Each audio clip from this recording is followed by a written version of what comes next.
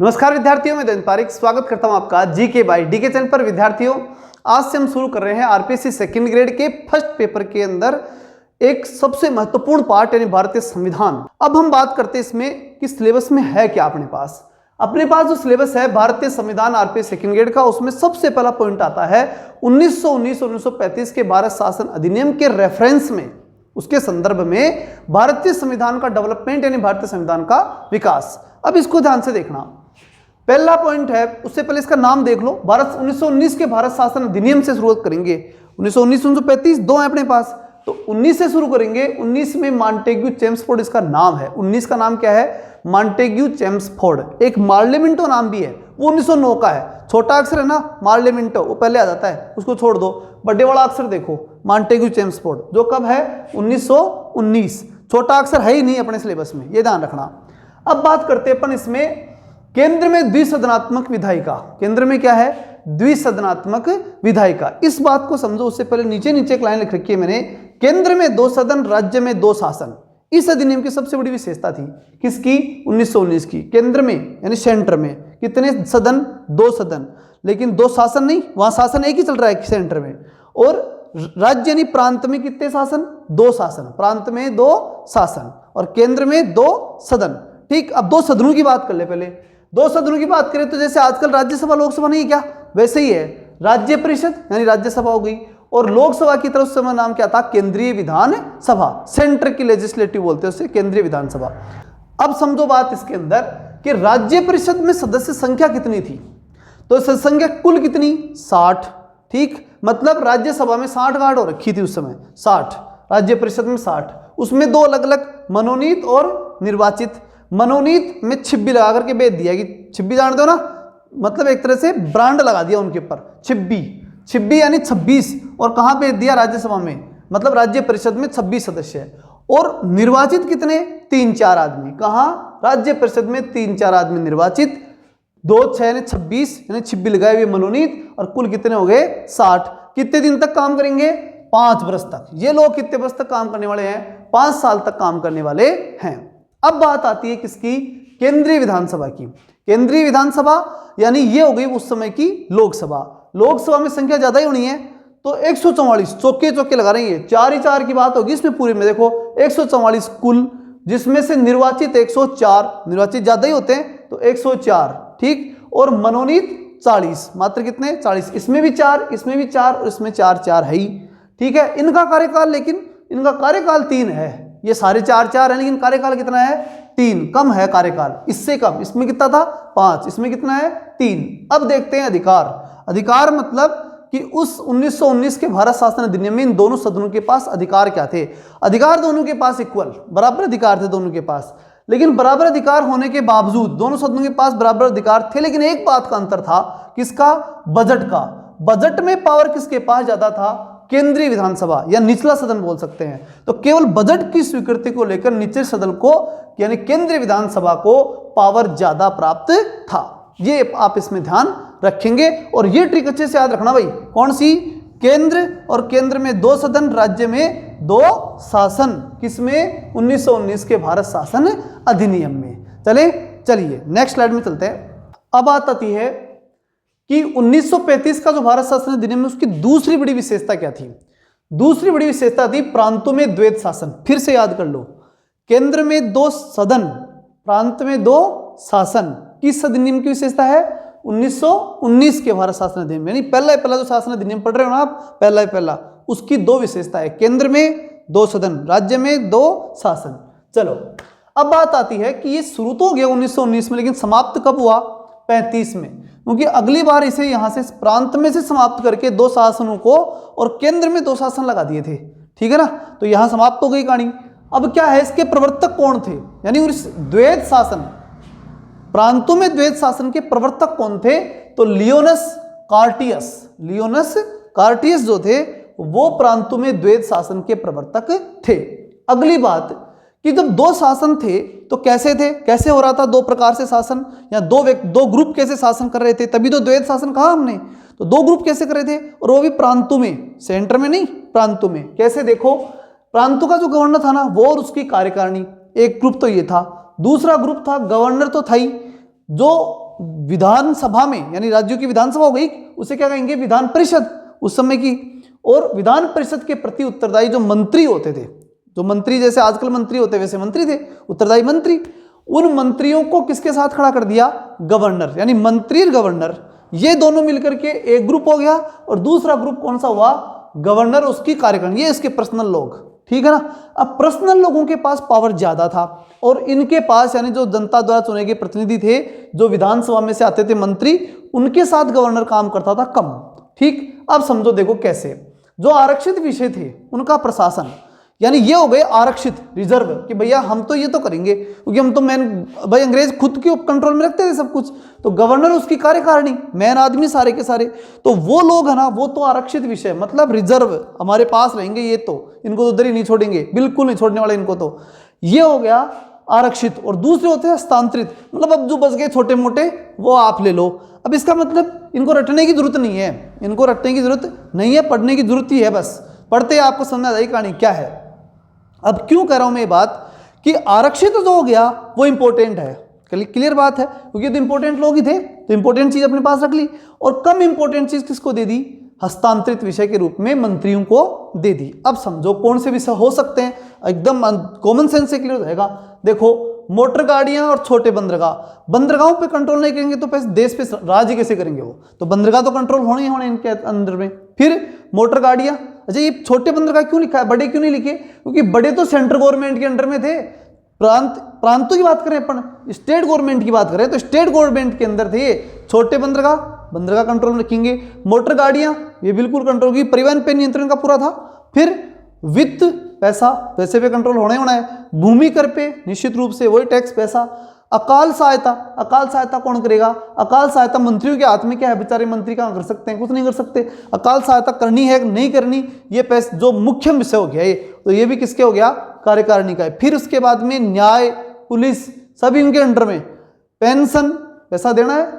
फिर आपराधिक जातियां, ये उन पे का कंट्रोल, आपराधिक जातियां जो थी वो उनके दृष्टिकोण से, जो आपराधिक जाति जिनको मानते थे उन पे भी कंट्रोल, क्योंकि शासन पे कंट्रोल रखना था इनको।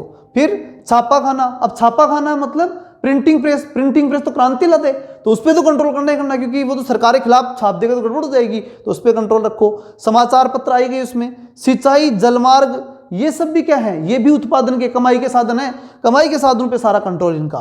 खान, कारखाने, बिजली, सब इंपॉर्टेंट चीजें, गैस, ये जितने भी इंपॉर्टेंट विषय थे सारे इनके पास। श्रमिक कल्याण, औद्योगिक विवाद, कहने का मतलब कमाई के सारे साधनों पर किसका नियंत्रण, इनका, गवर्नर उसकी कार्यकारिणी का। अब आ जाओ आप किसके, मंत्रियों के विषय।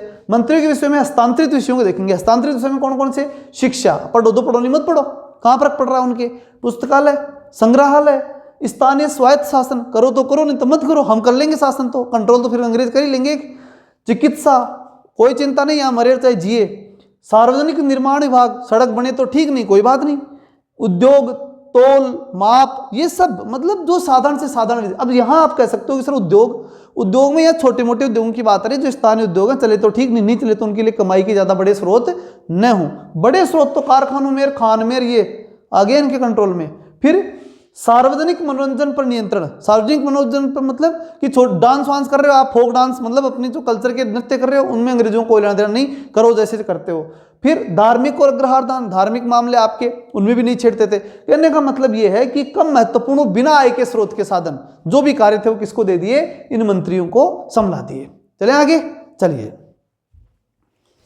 अब अगली विशेषताओं पर चर्चा कर लें। तो चौथी महत्वपूर्ण विशेषता जो है वो है लोक सेवा आयोग।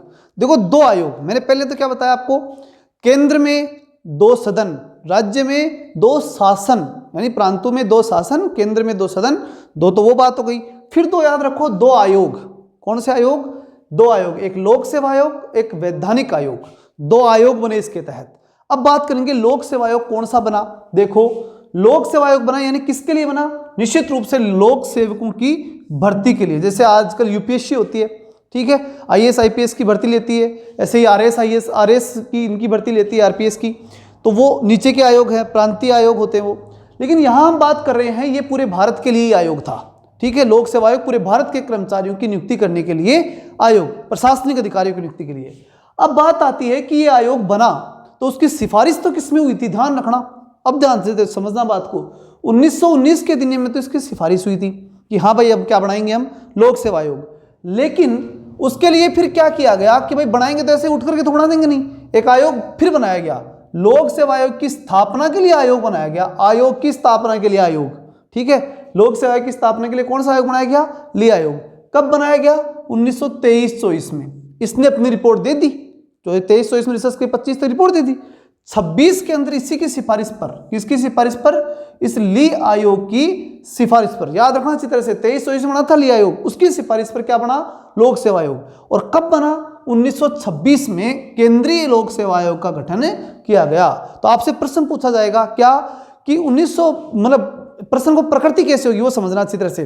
प्रकृति ऐसी होगी कि लोक सेवा आयोग का प्रावधान किस अधिनियम में किया गया, अधिनियम पूछे तो 1919। और अगर ये पूछ ले कि लोक सेवा आयोग की स्थापना किस आयोग के तहत की सिफारिश से हुई, तो क्या बताओगे, ली आयोग की सिफारिश।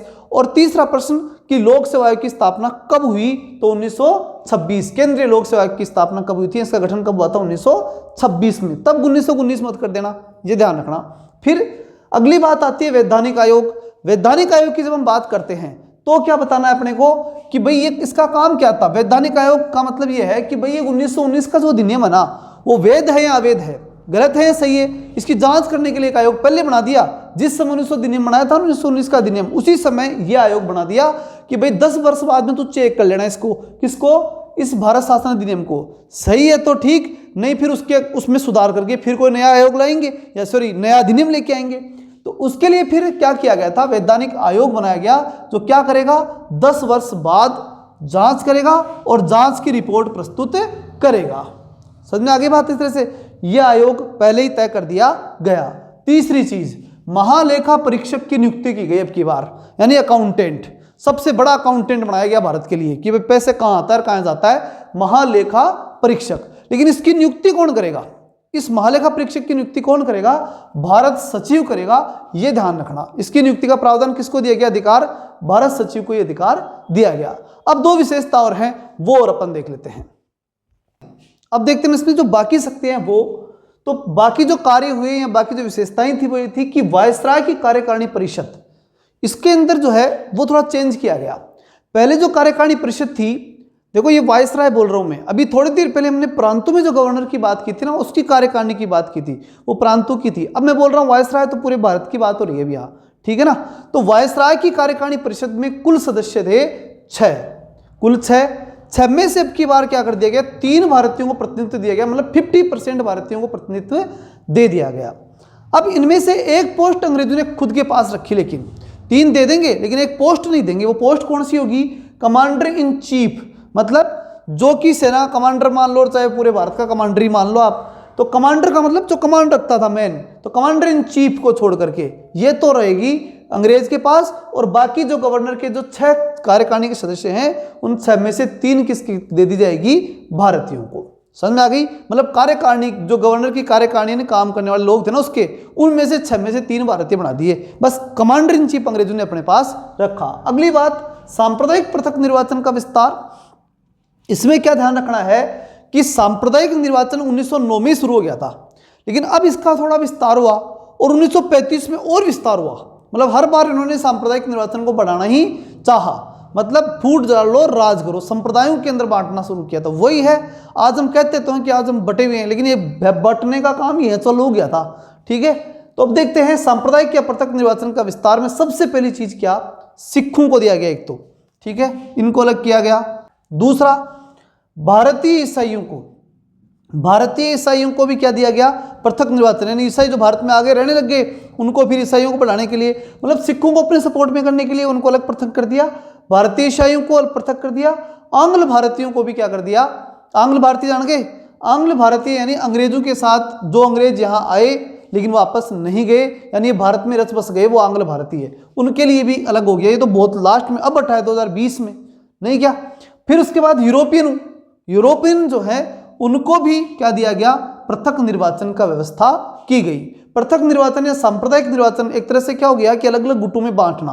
तो 4 याद रखना इसमें, कौन कौन से, सिख, भारतीय ईसाई, आंग्ल भारतीय और फिर यूरोपियन, मतलब ज्यादातर विदेशियों को देने का प्रयास किया इसकी बार। क्या देखो, यूरोपीय बाहर के थे, आंग्ल भारतीय बाहर के थे, भारतीय ईसाई यहाँ थोड़े थे, बाहर से आए थे, और सिख जो थे वो यहाँ के थे, लेकिन उनको भी अलग ग्रुप में बांटने का प्रयास इन्होंने किया। तो इस प्रकार सांप्रदायिक निर्वाचन प्रणाली का इन्होंने विस्तार किया 1919 में। फिर आती है बजट की बात। बजट में भी इन्होंने डिस्टर्बेंस किया, लेकिन अब की बार थोड़ा पॉजिटिव था। क्या कि केंद्र का बजट अलग बनेगा, राज्य का बजट अलग बनेगा, दोनों बजटों को अलग किया। वो पहली बार किया था, इससे पहले कभी राज्य का और केंद्र का बजट अलग अलग नहीं बनाया था, लेकिन अब की बार दोनों बजट क्या कर दिए, अलग अलग। तो 3 विशेषताएं ये हो गई। कौन कौन सी?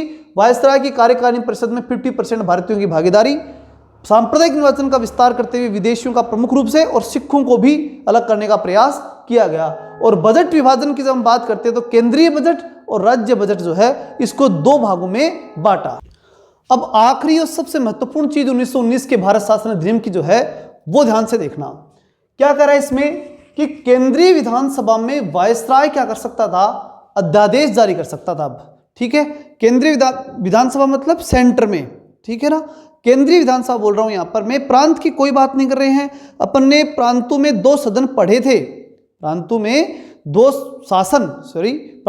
शासन पढ़े थे और केंद्र में 2 सदन पढ़े थे। तो केंद्र में 2 सदन पढ़े थे ना, उन 2 सदनों में कौन सा सदन? केंद्रीय विधानसभा, यानी कि वो लोकसभा। उसमें वायसराय को अध्यादेश जारी करने की क्या थी? शक्ति थी। अब वो कैसी थी, वो शक्ति किस प्रकार से थी वो समझो। पहली शक्ति, पूर्व अनुमति आवश्यक।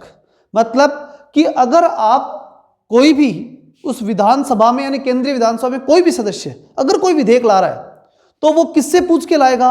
वायसराय से पूछ के लाएगा। तो पहली बात, वायसराय से पूछ करके विधेयक लाओ, ये हो गया पहला अधिकार। लेकिन सब में नहीं थी, कुछ में, ये ध्यान रखना, इसमें थोड़ा ध्यान रख लेना, कुछ विधेयकों में, सब में नहीं। जो इंपॉर्टेंट थे, हर में तो क्यों देगा वो और क्या टेंशन पड़ेगा।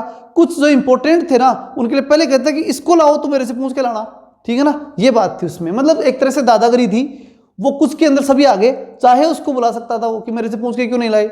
ठीक। दूसरी, वीटो करने या सम्राट के विचार हेतु विधेयक को रोक लेना। कहने का मतलब कोई विधेयक आ गया, मान लो उसे नहीं पूछे, आप भी गए अगर सदन में, तो क्या कहेगा? रुक जाओ, बीच में ही रोक देगा, वीटो हो गया, ठीक है ना, उसका वीटो पावर था ये। और एक कहते क्यों रोका, उसे पूछे क्यों रोका, सम्राट से पूछेंगे, ब्रिटेन में सम्राट से पूछने के बाद ही आएगा, ये तो बहुत महत्वपूर्ण मामला है। तो कहने का मतलब पहली बात तो बिना पूछे आएगा नहीं, और दूसरी बात अगर आ गया तो आने के बावजूद भी उसे क्या कर सकता था? वो रोक सकता था। किसके लिए? सम्राट के लिए। मतलब विधेयक आएगा तो उसको पूछ करके ही आएगा, और आ गया तो रोक लेगा, ये पावर उसके पास है। फिर नामंजूर विधेयक को प्रमाणित करने का अधिकार। अब मान लो कि कोई विधेयक आ भी गया, भाई उसे अनुमति ले ली, फिर आ गया और उसको पारित करवाना था, किसको? गवर्नर को, कि ये तो पारित होना चाहिए।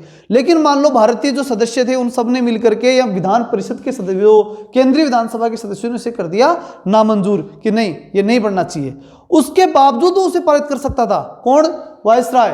तो नामंजूर विधेयक को प्रमाणित करने का अधिकार, मतलब फालतू बात हो गई नहीं, सदन की तो कोई जरूरत ही नहीं है। पहली बात तो पूछ के लाओ, पूछ के नहीं लाए तो फिर बीच में रोक देगा, और फिर अगर मना कर दिया आपने तो कह देगा कोई बात नहीं, तुमने मना कर दिया होगा, मैं कह रहा हूं सही है, तो वो बात हो गई प्रमाणित करने का अधिकार। फिर उसके बाद में आपात स्थिति में अध्यादेश जारी करने का अधिकार। मतलब अगर आपातकालीन परिस्थिति आ गई तो अपनी तरफ से विधायक या कानून बना करके पारित कर देने का अधिकार। जो तो आज भी राष्ट्रपति के पास और जो राज्यपाल के पास अध्यादेश का अधिकार तो है। चलो आपात परिस्थिति में समझ में आता है कि वहां कहां से केंद्रीय विधायिका वो बुलाएगा, लेकिन अगर आप भी गई तो कोई लेना देना नहीं था, सारा पावर किसके पास था? वायसराय के पास ऑटोमेटिक ही चला गया।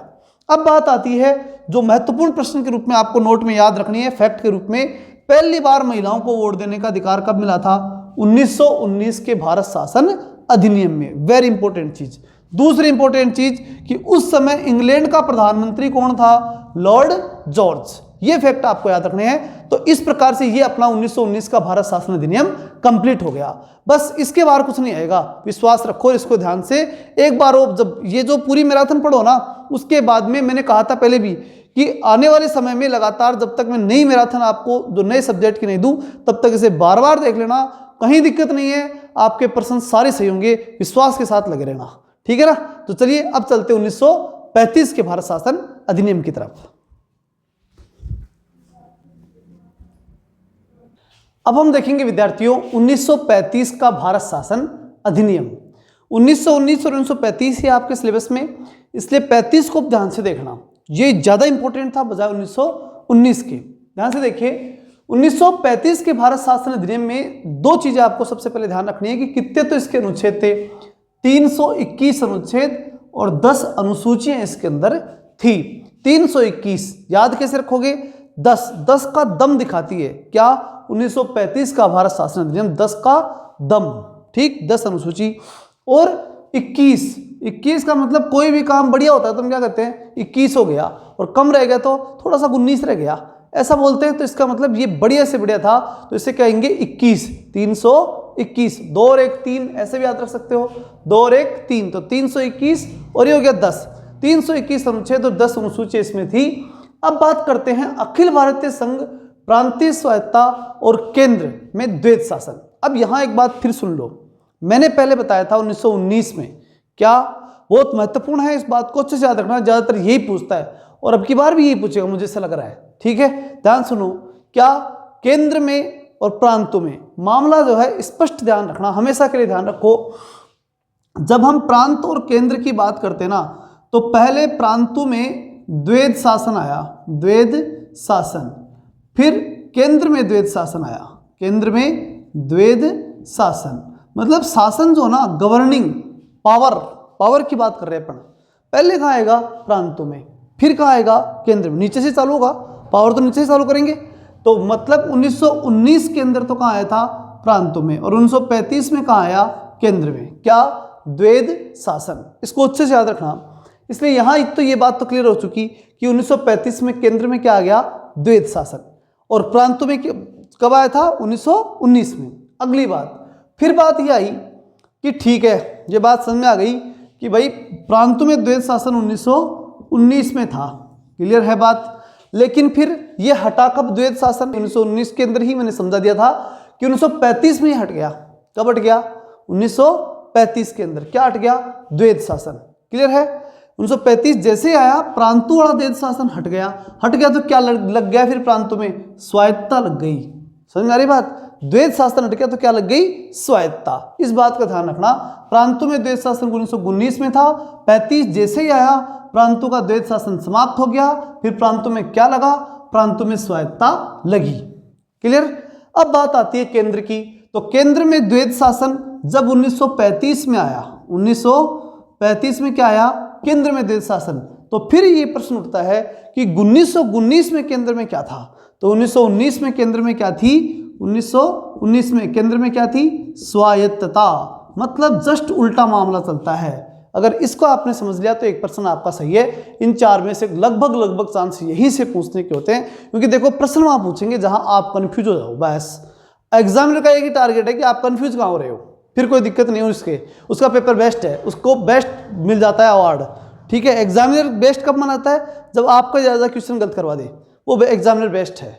इसलिए जो है इसका यहाँ सिस्टम बनता है ऐसा, पेपर सेटर की यही सबसे बड़ी विशेषता होती है, वो यही काम करता है। अब देखो इधर, तो प्रांतों में द्वैध शासन कब आया, 1919 में। स्वायत्ता कब आई, 1935 में। केंद्र में द्वैध शासन कब आया, 1935 में। और स्वायत्ता कब थी, 1919 में। उल्टा चलेगा, बस एक याद कर लेना, दूसरा ऑटोमेटिक इसको क्या कर देना, उल्टा। चलिए आगे चलते हैं पर हम। अब प्रांत में स्वायत्ता थी जब 1935 में, मतलब द्वैध शासन समाप्त हो गए यहाँ, तो ये बात तो क्लियर है। दूसरी, प्रांतों में स्वतंत्र स्वायत्त, मतलब अब स्वतंत्रता का मतलब है बिल्कुल फ्री छोड़ देना, तो ये बात भी हमारी क्लियर हो गई। अगली बात आती है अखिल भारतीय संघ। अखिल भारतीय संघ की बात करें ना, ये बड़ा महत्वपूर्ण है, इसको ध्यान से समझना।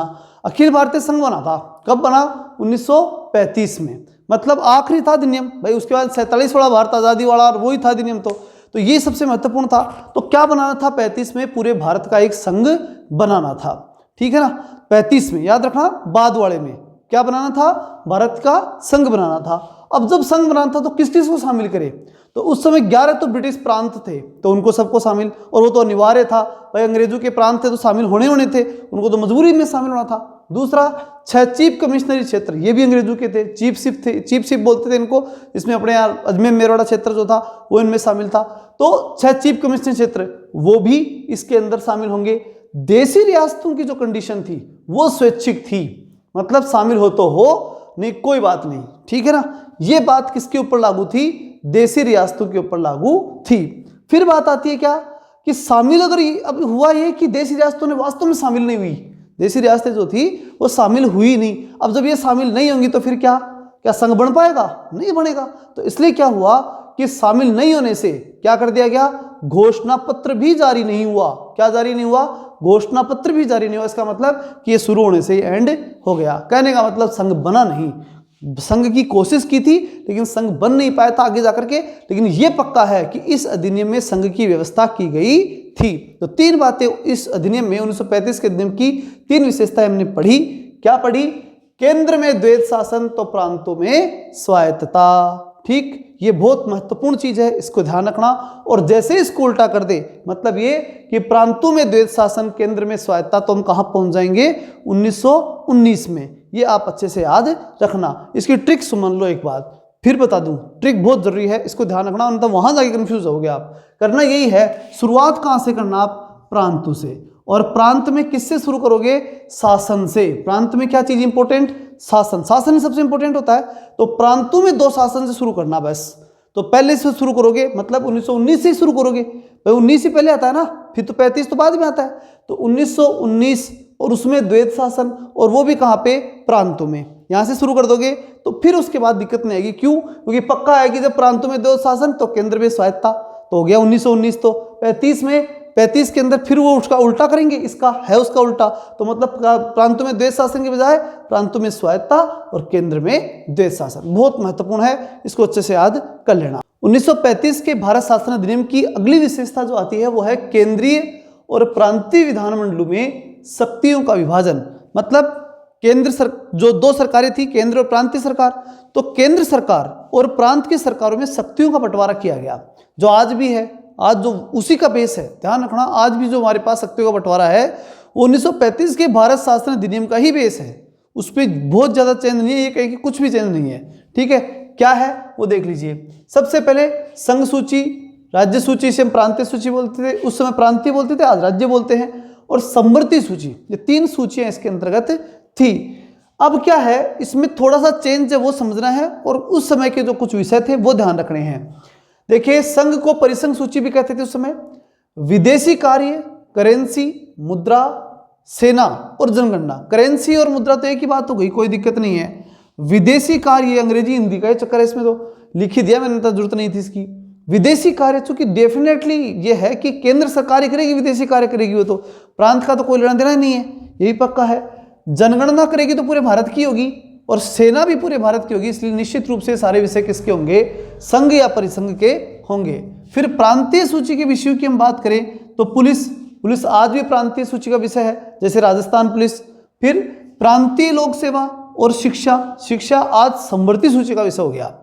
उस समय 1935 के भारत शासन अधिनियम और भारत का संविधान जब लागू हुआ था, उस समय से लेकर के, और फिर जब संशोधन हुए इसके अंदर, वो आगे पढ़ाएंगे आपको, शिक्षा का जो संशोधन हुआ उसको डिटेल से समझा देंगे। ठीक है, उसमें कोई दिक्कत नहीं है। लेकिन यहां ध्यान रखना कि ये तो संशोधित होकर के फिर कहां गई थी? समवर्ती में। लेकिन पहले शिक्षा किसमें थी? प्रांतीय सूची का विषय हुआ करता था। तो इसलिए पुलिस, शिक्षा और प्रांतीय लोक सेवा, जैसे आज की तारीख में प्रांतों की लोक सेवा, वो राज्य सूची का विषय होता है। तो ये पुलिस, प्रांतीय लोक सेवा और शिक्षा, ये 3 विषय प्रमुख रूप से किसमें थे? प्रांतीय सूची में। और इसी प्रकार के जो विषय जो प्रांतों से रिलेटेड थे, जिसमें सिंचाई व्यवस्था है, कृषि है, ये सब किसके थे? प्रांतों के विषय। फिर आती है समवर्ती सूची। किस सूची की बात करेंगे अपन? समवर्ती सूची की। समवर्ती सूची में दंड विधि और प्रक्रिया, सिविल प्रक्रिया यानी प्रोसेसिंग के संबंध में कोई बात थी तो मुख्य रूप से किसमें थी? वो समवर्ती में। फिर विवाह और विवाह विच्छेद, ये आज भी समवर्ती में आता है। विवाह और विवाह विच्छेद किसमें है? समवर्ती में ही आएगा, क्योंकि 2 या 2 से अधिक राज्यों के मामला हो गया, कोई हरियाणा की महिला और राजस्थान का पुरुष हो तो क्या हो गया? 2 राज्यों से संबंधित हो गया।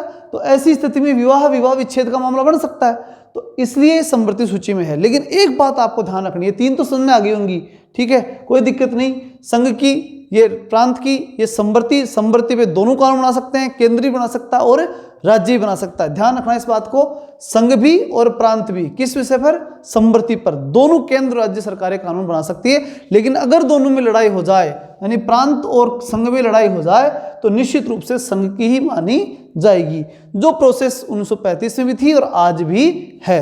अब एक महत्वपूर्ण अंतर आज में और उस समय में वो क्या है, अवशिष्ट शक्तियों को लेकर अंतर है। आज अवशिष्ट शक्तियां केंद्र सरकार के पास है, उस समय अवशिष्ट शक्तियां केंद्र के अंदर जो वायसराय है ना उसमें है, केंद्र सूची में नहीं जाएगी। मतलब केंद्र सरकार के अंडर में, जैसे आज उस समय की सरकार कौन थी, केंद्र सरकार वायसराय था। आज सरकार केंद्र में कौन है, प्रधानमंत्री, मंत्री यही है। लेकिन उसमें थोड़ा सा अंतर हमें समझना पड़ेगा फिर भी कि अवशिष्ट शक्तियां आज की तारीख में केंद्र सूची का विषय बन जाती है। अगर अवशिष्ट मामले आते हैं, कोई नया मामला आता है तो केंद्र में चला जाता है, और यहां सीधा वायसराय ही शब्द आपको याद रखना है। फिर परिसंघ विधानमंडल प्रांतीय विषयों पे कौन बना सकता है, आज भी बना सकता है। आज भी अगर आपात परिस्थितियां हो, आपातकाल लगे, तो प्रांतीय सूची यानी राज्य सूची के विषय पे केंद्र सरकार क्या बना सकती है, कानून बना सकती है। राज्यसभा चाहे तो केंद्र राज्य सूची के विषय को केंद्र सूची का बना सकती है। वही बात उस समय थी, 1935 में भी प्रावधान था कि परिसंघ विषय जो है, परिसंघ यानी केंद्र जो है वो प्रांतीय विषय के ऊपर, जो प्रांत है उनके ऊपर कानून बना सकती है। अब बना सकती है बात तो समझ में आई, लेकिन कौन सी परिस्थितियों में ये समझना है। तो परिस्थितियों की हम बात करें तो वायसराय द्वारा अगर ये कह दिया जाए, यानी घोषणा कर दी जाए किस बात की, आपात घोषणा कर दी जाए, और फिर 2 विधानमंडलों के अनुरोध करने पर, यानी जैसे राजस्थान और हरियाणा 2 विधानमंडल इकट्ठे होकर के अनुरोध कर दे तो उस कंडीशन में, और दूसरी वायसराय द्वारा आपात घोषणा कर दी जाए तो उस स्थिति में। ठीक है, इन 2 कंडीशन में, यानी वायसराय ये कह दे कि बहुत बुरी स्थिति चल रही है, सारा राज्यों का मामला केंद्र में आने दो, तो होगा ही होगा। और दूसरी बात, 2 विधानमंडल, कोई भी विधानमंडल ये कह दे कि हमारे बस की बात नहीं है, केंद्र को कानून बना के देना चाहिए हमें, तो ऐसी स्थिति में तो ये चीज़ें आज भी लागू है। ऐसा नहीं कि आज लागू नहीं है, ये आज भी लागू है। और ये सब कहाँ से लिया अपन ने, 1935 के भारत शासन अधिनियम से, यानी ये सेम आज लागू है, इसमें ज़्यादा क्या कुछ भी परिवर्तन नहीं है। ठीक है, चलिए अब आखिरी विषय के ऊपर आ जाते हैं। पर 1935 की आखिरी बात क्या है उसको देख लेते हैं। हम बात कर लेते हैं इसके आखिरी चैप्टर पर, मतलब ये आखिरी जो इंपॉर्टेंट बात है ना, इन पे ये ध्यान रखना, इनमें से प्रश्न आने की सबसे ज़्यादा संभावना है, क्योंकि ये चीज़ें आज तक भारतीय संविधान और भारतीय संविधान के लागू होने के बाद तक आज तक हमारे साथ है, तो ये सब इंपॉर्टेंट हो जाती हैं, इसलिए इनको अब अच्छी तरह ध्यान से समझ लेना। देखो, पहली चीज संघीय न्यायालय की व्यवस्था, प्रश्न सीधा पूछा जाएगा, संघीय न्यायालय की व्यवस्था किस अधिनियम के तहत की गई, 1935 के भारत शासन अधिनियम में। और अब थोड़ा सा स्तरीय प्रश्न पूछे तो कैसे पूछेगा, अधिकार क्षेत्र, मतलब 1935 के भारत शासन अधिनियम के तहत जो न्यायालय स्थापित हुआ उसका अधिकार क्षेत्र क्या था, तो प्रांत भी थे और रियासतें भी थी, प्रांत और रियासतें। अब केंद्र तो था ही था, तो प्रांत और रियासतें इसके अधिकार क्षेत्र में आती थी। संघीय न्यायालय के क्षेत्र में जितने भी प्रांत थे भारत के, यानी जितने भी जो बताए थे भी 11 2 प्रांत थे, 6 चीफ कमिश्नरी क्षेत्र थे और रियासतें सारी थी, सब कुछ इसके अंदर शामिल था। फिर न्यायाधीशों की बात करें तो इसमें कितने न्यायाधीश थे, 1 मुख्य न्यायाधीश और 2 अन्य न्यायाधीश इसमें शामिल थे, किसमें, संघीय न्यायालय में। और फिर उसके बाद थी अंतिम शक्ति, मतलब अगर इसके बस की बात नहीं हो तो, अगर यहाँ के न्यायालय के बस की बात नहीं हो तो कहाँ जाए, तो इसके लिए जो है प्रिवी काउंसिल लंदन के अंदर सर्वोच्च न्यायालय था इसका, सर्वोच्च न्यायालय का भी न्यायालय प्रिवी काउंसिल, बहुत काफी लेट तक जो है यहाँ पर मुकदमे जाया करते थे, वहाँ इंग्लैंड, यहाँ के मुकदमे कहाँ जाते थे, इंग्लैंड। तो प्रिवी काउंसिल लंदन यहाँ पर अंतिम शक्ति थी, कहने का मतलब अगर यहाँ से आप संतुष्ट नहीं हो ना तो प्रिवी काउंसिल लंदन जा सकते थे, यह आखिरी सर्वोच्च न्यायालय था वहाँ का। ये 3 बातें इसके अंतर्गत ध्यान रखनी है। क्या क्या, अधिकार क्षेत्र पूरा भारत था, इसमें प्रांत भी थे और रियासतें भी थी, न्यायाधीश 1 मुख्य और 2 अन्य, अंतिम शक्ति प्रिवी काउंसिल लंदन के पास थी। न्यायालय की बात अगर हम चलें तो आती है संसद। तो ब्रिटिश संसद जो थी वो सर्वोच्च थी, मतलब यहाँ वाले का कोई लेना देना नहीं है, यहाँ केंद्रीय विधायिका राज्य परिषद ये बना रखी ना, इनको तो कोई पूछता ही नहीं था। सीधा कहाँ है, सबसे ऊपर कौन है, ब्रिटेन की संसद, ठीक है ना, वो सर्वोच्च थी, इनका कोई ज्यादा महत्व नहीं था। फिर भारत परिषद का अंत, अब ये क्या थी, भारत परिषद क्या थी जिसका अब अंत हो गया, ये पहले ही बनाई हुई थी। जब अंग्रेजों ने यह शासन करना शुरू किया उस दौरान विभिन्न अधिनियम चालू किए थे, उन अधिनियमों में ही जो है ये व्यवस्था कर दी थी कि भारत परिषद बनाया जाए। अब उसको याद रखने की आपको जरूरत नहीं है किस अधिनियम में थी, क्योंकि ज़्यादा दिमाग में ज़्यादा मैंने डाल दिया ना तो दिक्कत हो जाएगी फिर आपके, इसलिए मैं नहीं बोलूँगा ही नहीं। आपको तो 2 ही अधिनियम मोटे मोटे याद रखने हैं, 1935, तीसरे का शब्द मत याद कर लेना, नहीं कन्फ्यूज हो जाओगे, ठीक है ना। तो 35 की चर्चा हम कर रहे हैं। बात हो रही है भारत परिषद की। तो भारत परिषद पहले वाले अधिनियमों में बनी थी और ये इंग्लैंड में थी। इंग्लैंड के अंदर अंग्रेज बैठे होते थे इसमें, मतलब इस परिषद में कौन बैठते थे? अंग्रेज बैठते थे, जो वहां से भारत को कंट्रोल करते थे। ठीक है, उस भारत परिषद का 1935 में क्या हो गया? अंत हो गया। मतलब ये छुटकारा तो मिल गया। वहां की एक अलग ही गवर्निंग बॉडी थी, वो हमारे ऊपर कंट्रोल करती थी, उसकी कहानी खत्म हो गई। फिर सांप्रदायिक निर्वाचन पद्धति का विस्तार हो गया। किसका विस्तार हुआ? सांप्रदायिक निर्वाचन पद्धति का अब और विस्तार हुआ। पहले 1909 में भारत जो सांप्रदायिक निर्वाचन पद्धति शुरू हुई, 35 के अंदर जो है उसका थोड़ा सा विस्तार हुआ और उसमें मैंने बताया था विदेशियों को और सिखों को इनको दिया। और अब की बार किसको दिया? दलित जातियों को, महिलाओं को, मजदूरों को। दलित, महिला और मजदूर, मतलब जो पिछड़े हुए थे, एकदम पिछड़े हुए, उनको भी क्या करने का विचार किया गया कि इनको भी अलग अलग वर्गों में बांट दो। मतलब पूरे भारत को जितने टुकड़े हो जाएं उतने ही बढ़िया, ये वो सोचते थे। तो दलित, महिलाएं और जातियों, दलित जाति, महिला और मजदूर वर्ग, ये प्रश्न पिछली बार आया भी था, ध्यान रखना। दलित जातियों, महिलाओं और मजदूरों, ठीक है, इनका विस्तार किस अधिनियम में दिया गया? 1935 के अधिनियम में इनको सांप्रदायिक निर्वाचन का अधिकार दिया गया, यानी पृथक निर्वाचन कर दिया गया इनका। फिर प्रस्तावना का अभाव। किसका अभाव? प्रस्तावना का अभाव। इससे पहले एक चीज समझ लो, देखो ये जो सांप्रदायिक निर्वाचन पद्धति है ना, ये क्या थी? बहुत महत्वपूर्ण प्रश्न बन सकता है इसके ऊपर। इसमें ये होता था कि एक विशेष ग्रुप होता था, जैसे ये महिलाएं हैं तो महिला खड़ी होंगी और उस पर महिलाएं ही वोट करेंगी। ऐसे ही दलित खड़े होंगे तो दलित ही वोट करेंगे, मजदूर खड़े होंगे मजदूर ही वोट करेंगे, मुस्लिम खड़े होंगे मुस्लिम ही वोट करेंगे, हिंदू खड़े होंगे हिंदू ही वोट करेंगे। मतलब जो वर्ग खड़ा होगा वही लोग वोट करेंगे। और इससे क्या हो गया? भारत के टुकड़े होते रहेंगे, अंदर ही अंदर भारत क्या हो जाएगा? विभाजित हो जाएगा। ऐसी उनकी प्लानिंग थी। हालांकि इससे निर्वाचन पद्धति देखी जाए तो इसमें प्रतिनिधित्व तो हर वर्ग का हो जाता है, लेकिन इस चक्कर में भारत के जो एकता वाली कहानी थी ना, वो टूटने का डर पैदा हो गया था।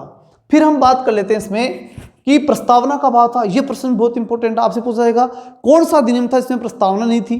तो ये नहीं थी, प्रस्तावना का अभाव इसमें पाया गया था। अच्छा, इसको पूछने का एक तरीका और भी है। प्रश्न जो आपको पूछेगा एक तरीके से और पूछ सकता है, क्या इनमें से कोई भी विशेषता दे देगा और फिर ये पूछेगा कि इनमें से कौन सी विशेषता 1935 के भारत शासन अधिनियम की नहीं है। एक विशेषता 1919 वाला डाल देगा और ऐसे करके प्रश्न पूछ सकता है। तो उसके लिए तैयार रहना और उसके लिए इन विशेषताओं को आपको याद करना है। तो मैंने क्या बताया? संघीय न्यायालय था, संसद ब्रिटेन वाला सर्वोच्च था, परिषद इसका अंत कर दिया गया था, सांप्रदायिक निर्वाचन पद्धति का विस्तार कर दिया गया था, प्रस्तावना का अभाव था, मतलब इसमें नहीं थी 1935 में। तीन बहुत महत्वपूर्ण, ये प्रश्न बड़ा इंपॉर्टेंट है, इसको याद रखना भाई। ये क्या है? बर्मा, बरार और अदन। बर्मा को भारत से क्या कर दिया गया? अलग। ब्रह्मा जी को तो कह दिया गया कि आप तो अलग हो जाओ। बरार मध्य प्रांत से में शामिल कर दिया गया। बरार को किस में शामिल कर दिया गया?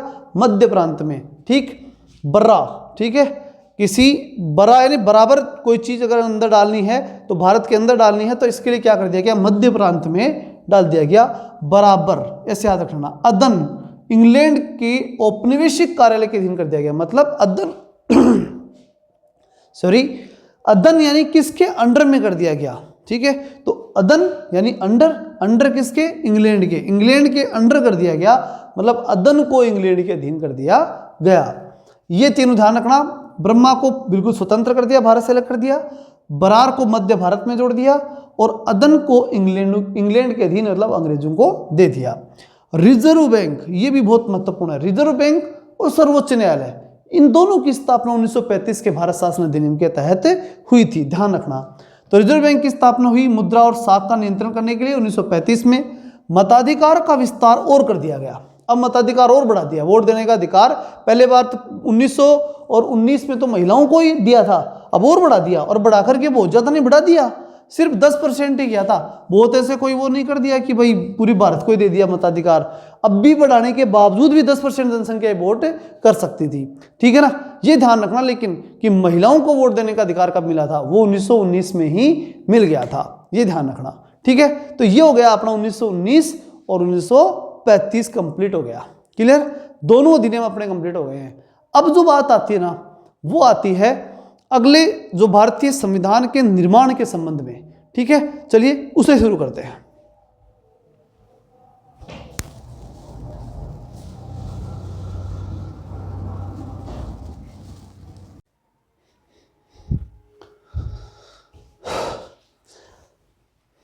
अब 1919 से 1935 के भारत शासन अधिनियम के जो महत्वपूर्ण तथ्य थे उनको हम देख लेते हैं।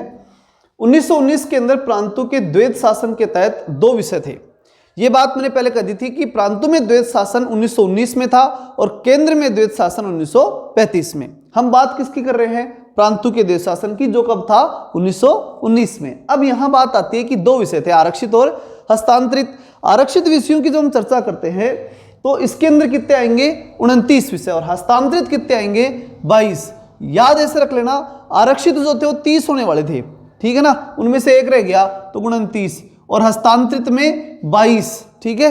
हस्तांतरित यानी जो देने वाले थे वो बाई को दे दिए, ठीक है, कोई महिला थी, बच्ची थी, उसको दे दिए, तो 22 हो गए यहाँ, तो 29 और 22। फिर नरेश मंडल की स्थापना 1919 के भारत शासन अधिनियम में की गई, बहुत महत्वपूर्ण है। कौन? नरेश मंडल। और कब की गई? 1919 के भारत शासन अधिनियम के तहत की गई। तारीख 8 फरवरी 1921, 8 फरवरी 1921 को की गई।